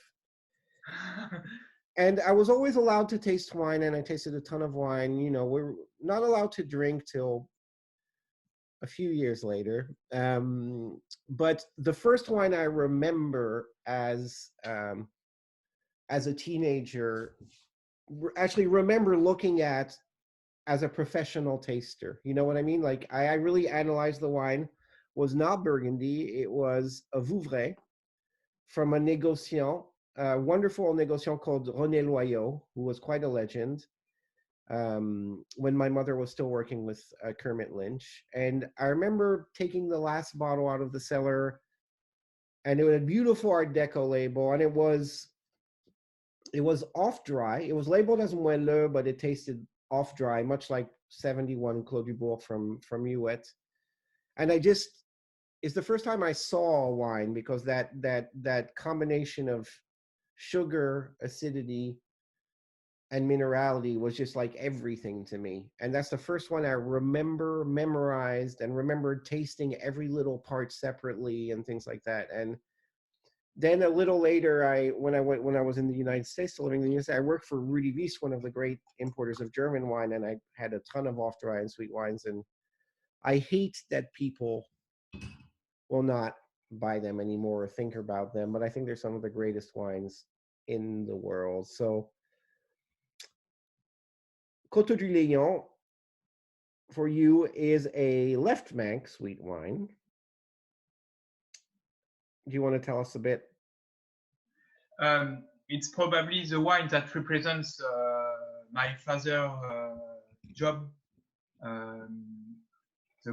This is a quarry.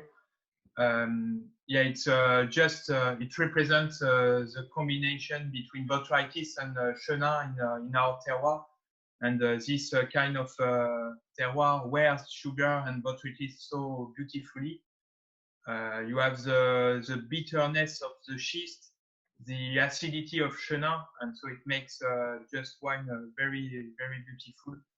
And usually you don't can imagine the amount of sugar you have in this kind of wine.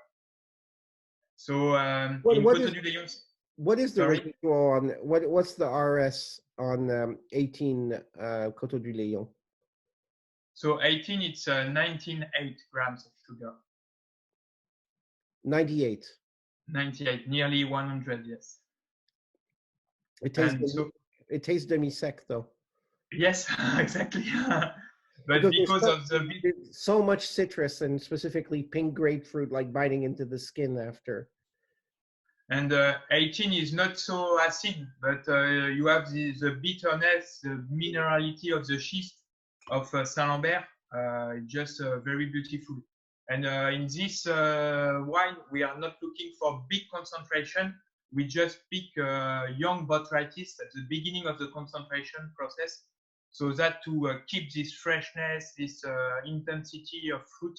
And we want very clean fruit, clean botrytis, and this good poise between bitterness, acidity, sugar.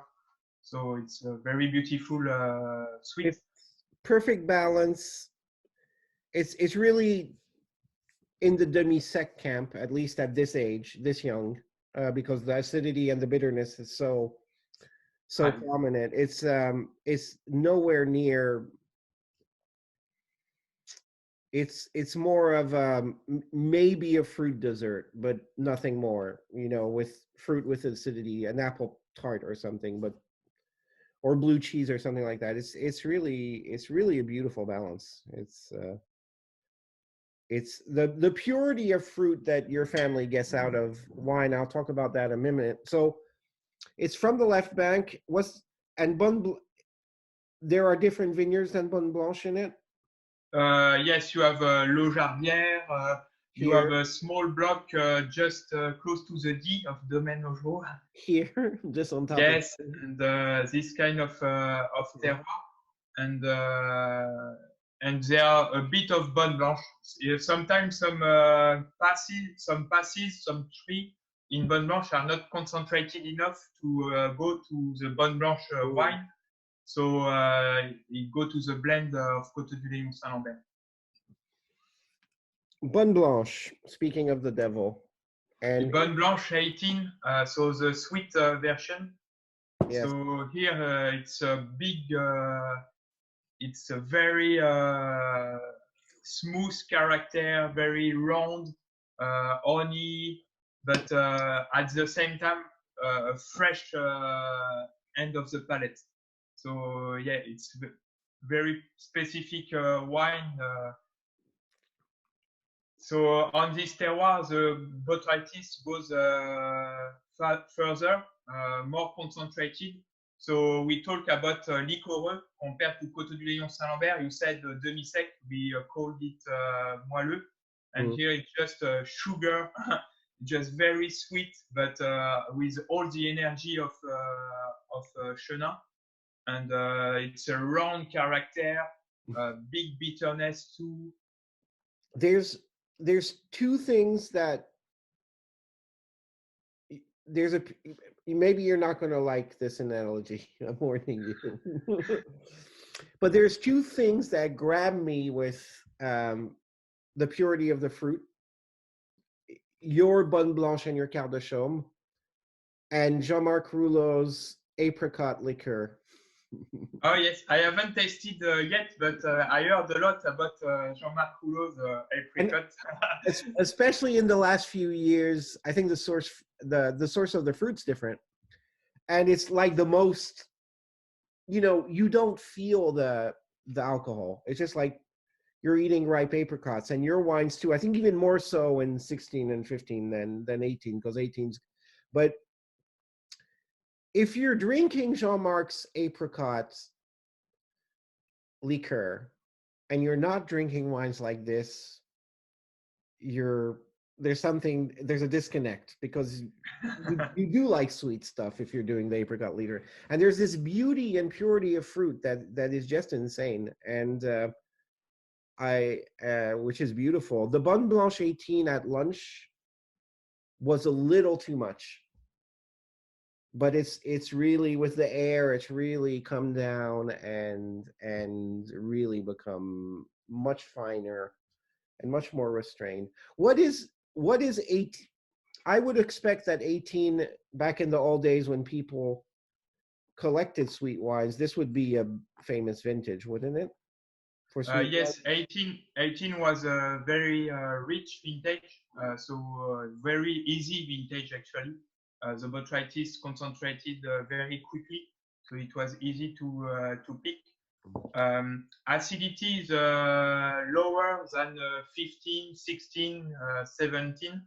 So when at this stage, it's still young, and for me, it's a vintage to keep in the cellar. Totally. Drink the 17, drink the 16. 16 is just amazing, and wait for the 18. And wait when we'll integrate the sugar by aging. It will be just beautiful because of these clean fruits and honey characters. And I'm happy you say just drink sweet, because actually we are afraid of sweet whites, but it's just easy to enjoy by the glass like this, and it's a real it's part of the magic of Chenin in the region. The couple between botrytis and Chenin is just amazing in the region. Yeah, and lots of people, ask me, well, where do you have it? I'm like, well, don't you have dessert? And they're like, yeah, so you like sweet, so why not sweet wines? I said, basically, to me, it's better that it should have, instead of dessert, à la place du dessert. Yes. they're stunning. That's or just a simple apple pie, low sugar apple pie, and that is it. That German BA's simple apple pie. Somebody just asked, why is it called Bonne Blanche? So Bonne Blanche, it's the name of the terroir. Actually, it's called Côte et Bonne Blanche. Right. And I feel it's because of the color of the rocks. So the deteriorated schist gets this white colors. So you can think it's a chalky soil. Actually, there's no limestone at all. It's completely acid schist, but very deteriorated. And because it's a magic terroir of Saint-Lamberton, I said the whole wine growers said bon because good white stones, bon blanche, this kind of. We're going to skip talking about Ardennais, but I just want to show the schist. That is what I think of when I think of schist, like in the Roussillon or places like that. Very rocky. Very rocky. But we're going to go talk about La Martinière, which is in Quarts de Chaume, and I have a Quarts de Chaume. But we're not just going to talk about sweet wine because a lot is happening. So this is a map of the hill of Chaume. The pink is the Grand Cru Quarts de Chaume. The green is the Premier Cru Côte du Layon Chaume, or how do they say it exactly? Côte du Layon Premier Cru Chaume. Premier Cru Chaume. But what's been happening is also that a lot of dry wine or off-dry wine has been produced here that cannot be called Chaume because of the stubbornness of the appellation laws, but that are absolutely magical. So do you want to tell us a bit about that? Because you made... Yeah, sure. So the big point here to understand is that sometimes you get crazy about Chenin because you say, and Anjou Noir because you say, so which kind of terroir can make dry, which kind can make sweet? Actually, big terroir of Chenin can make both style of wine, dry and sweet. And in the past, as the first cahier des charges, the first rules for making Quarts de Chaume, you can make dry and sweet. There were no regulation about the sugar content. When was this? I'm sorry, when was this? In 1954, I guess, was the first décret d'appellation. You could make dry Chaume, Quarts de Chaume. Yes, and a producer in Bellerive made dry Quarts de Chaume until 1995. So it's only 25 years old, you know. Really? Yes, Lalanne, Francis Lalanne, Bellerive made dry Quarts de Chaume. And I told to both. Francis Lalanne, like the singer? No. Okay. And yes, so and now we are thinking of going back to the décret d'appellation of 1954 and to allow people to make dry Quarts de Chaume. And that's. Do you think there's a chance for that to happen?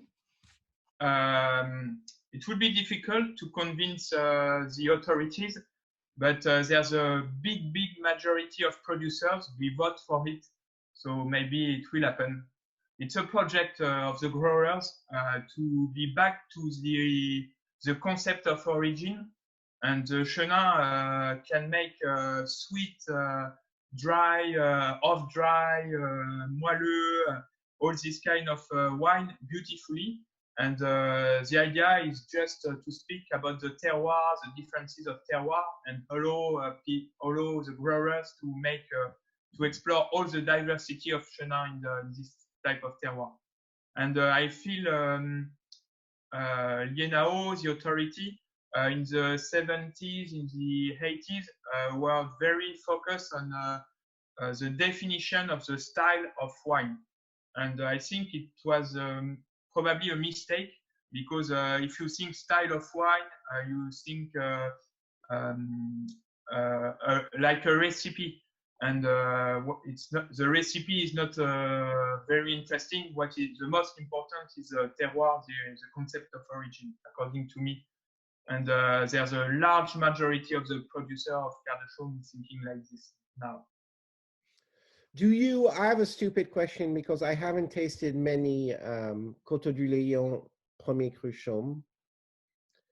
is there a relationship to Chaume? Is it like Burgundy, where you're tasting a Premier Cru and then a Grand Cru from the same village, and you feel the connection terroir-wise, or It's not obvious to me because with Chaume, you have lots of terroir of carboniferous soil. And it makes a very rich, round wine. okay. And lots of Premier Cru Chaume. If you do a blind test, maybe Blanche would be close to Premier Cru Chaume compared to Quarts de Chaume.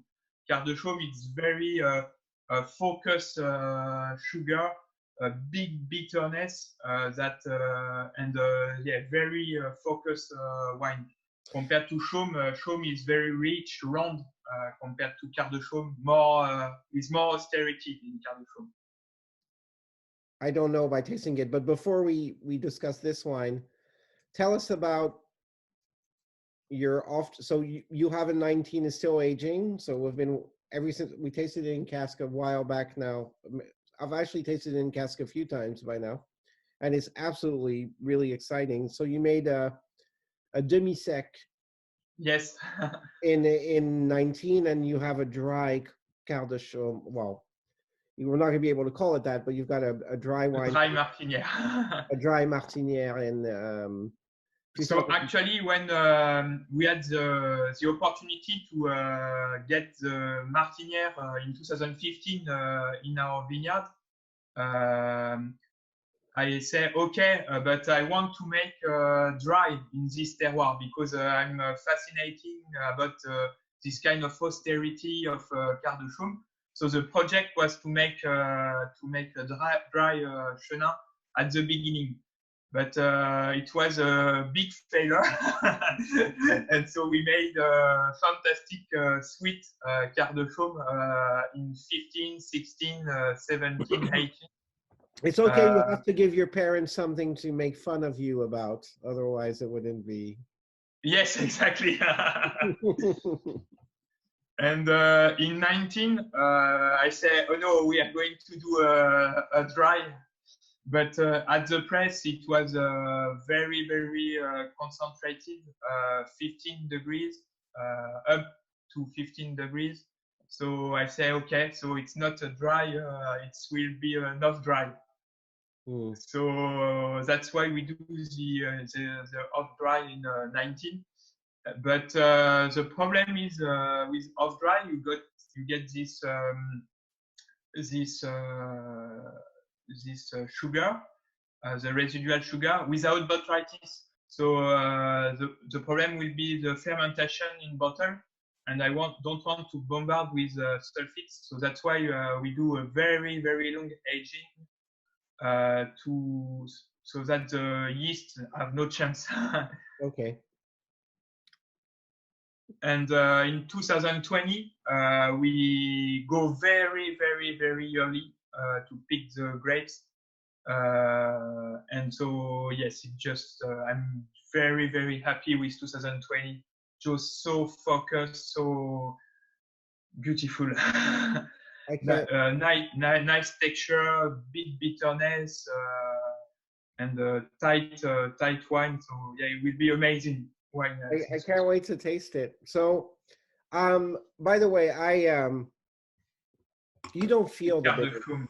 You don't feel it. You know, the 18, as much as, you know, the Bonne Blanche, you put it away in the cellar. The Quarts de Chaume, for some reason, is just like, yes, I mean, it's going to age for 150 years if you let it, but it's beautiful right now. It's so classy. It's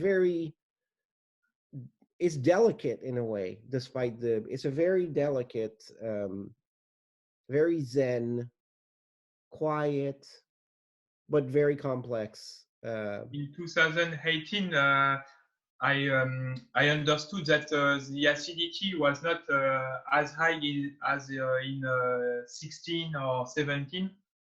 So we ferment in barrels as usual. But as soon as the fermentation was done, I racked the barrels in tanks to keep this minerality and this fine texture. And I think that was a good choice for the vintage to do this reductive aging in tank. I think it's magnificent. I think I don't miss, so I love acidity and I love acidity in dessert wines, but I don't miss it in the Quarts de Chaume. It's getting me something different and it's giving me something very calm. It's very calming. You know, but because of the minerality yes. and the bitterness of this terroir, actually, Blanche needs freshness to get this balance or aging. Quarts de Chaume, you have this fantastic, not acidity, but freshness, minerality. Yeah. And even if you have quite a very ripe vintage, 18, you got this nice balance. So let's talk about the vineyard for 1 second. It's in this little valley, Combe. Yes. The Layon River. We're always looking at, we're never looking at the river, Layon River, we're always looking at trees, by the way. Yes, riparian forest. Yes, riparian forest. And this is it. This is another view of it. That's your parcel here, right? Yes, exactly. So it's very small rows, between 30 and 40 vines a row, but it's 200 rows, and it's sandstone, schistty soil of the Brillouin. So if we talk about Quarts de Chaume geology, basically there are 2 types of terroir. The first type is... Look how good I am. Yes, fantastic. So the purple, not the purple, the pink. Rose. Pink. The pink color is the schist part, very rocky at the bottom of the hill. So very rocky terroir. And you can find La Martinière, but also l'Écart, Climat, this kind of terroir. So this is a very rocky part of Quarts de Chaume. And just up. This is La Martinière, what you're surrounded in blue here. Yes, exactly. Yeah, okay. Yeah. And so all this pink area is the schist soil that you find in Saint-Lambert, for example. Usually you find this type of terroir on the left bank, and in Quarts de Chaume you find it on the right bank. That's my favorite stone name, by the way. Yeah, Métagroac. So Métagroac, it's a kind of schist, between schist and sandstone, and it's very old rocks. It's the eldest rock of the region and of France, probably. And up, all the east-facing slope on a bit yes, this area. You have a carboniferous soil, so it's a larger soil, but you have this fantastic view of all to the east in all the Layon Valley, and you find les Rouers, les Erzilles, so another type of Quarts de Chaume. Up here somewhere, les Erzilles, here, no? No, here you are in Plaisance, so this is, yes, exactly, here. Okay. Emmanuel, we've been talking for 2.5 hours, which is my longest Zoom ever. Sorry. No, don't apologize, because it's lovely to talk to you. My English is getting worse and worse. So it's time. You didn't drink anything, which is you let me. Okay, this is answered. You let me drink alone. Yes, I was with La Haine Ardin 17 from Claude Lécotard. Show the label. I love it. I love it when winemakers we work with drink the wines of other winemakers we work with. It makes me very happy. Well, I was drinking a whole lot of Ogereau. Thank you so much. Your 19s are spectacular. Maybe I had too much 19 of yours. Thank you. But I'm not, not driving anywhere, so it's okay. And thank you so much. It's always fascinating to talk to you. You're one of the most brilliant and nicest winemakers we work with, and honestly, that Speed Eat 19, Jesus Christ. I know. I'm going to take the name of the Lord in it, but it's. But I'm not responsible for. This is the terroir. The terroir is responsible for it. Oh, you're responsible. It's stunning, and many of the other ones are stunning. But thank you again. Thanks a lot, Paul. It was a great pleasure. And, I'm sorry I kept you up. I hope you ate. I haven't eaten yet, but I'm going to go do that right now. And 2 or 3 weeks, we'll post this on the website with a playlist for everyone, so you can skip to whatever part of this 2.5 hour thing. Thanks again, Emmanuel. Thanks, Paul. Bye. Bye.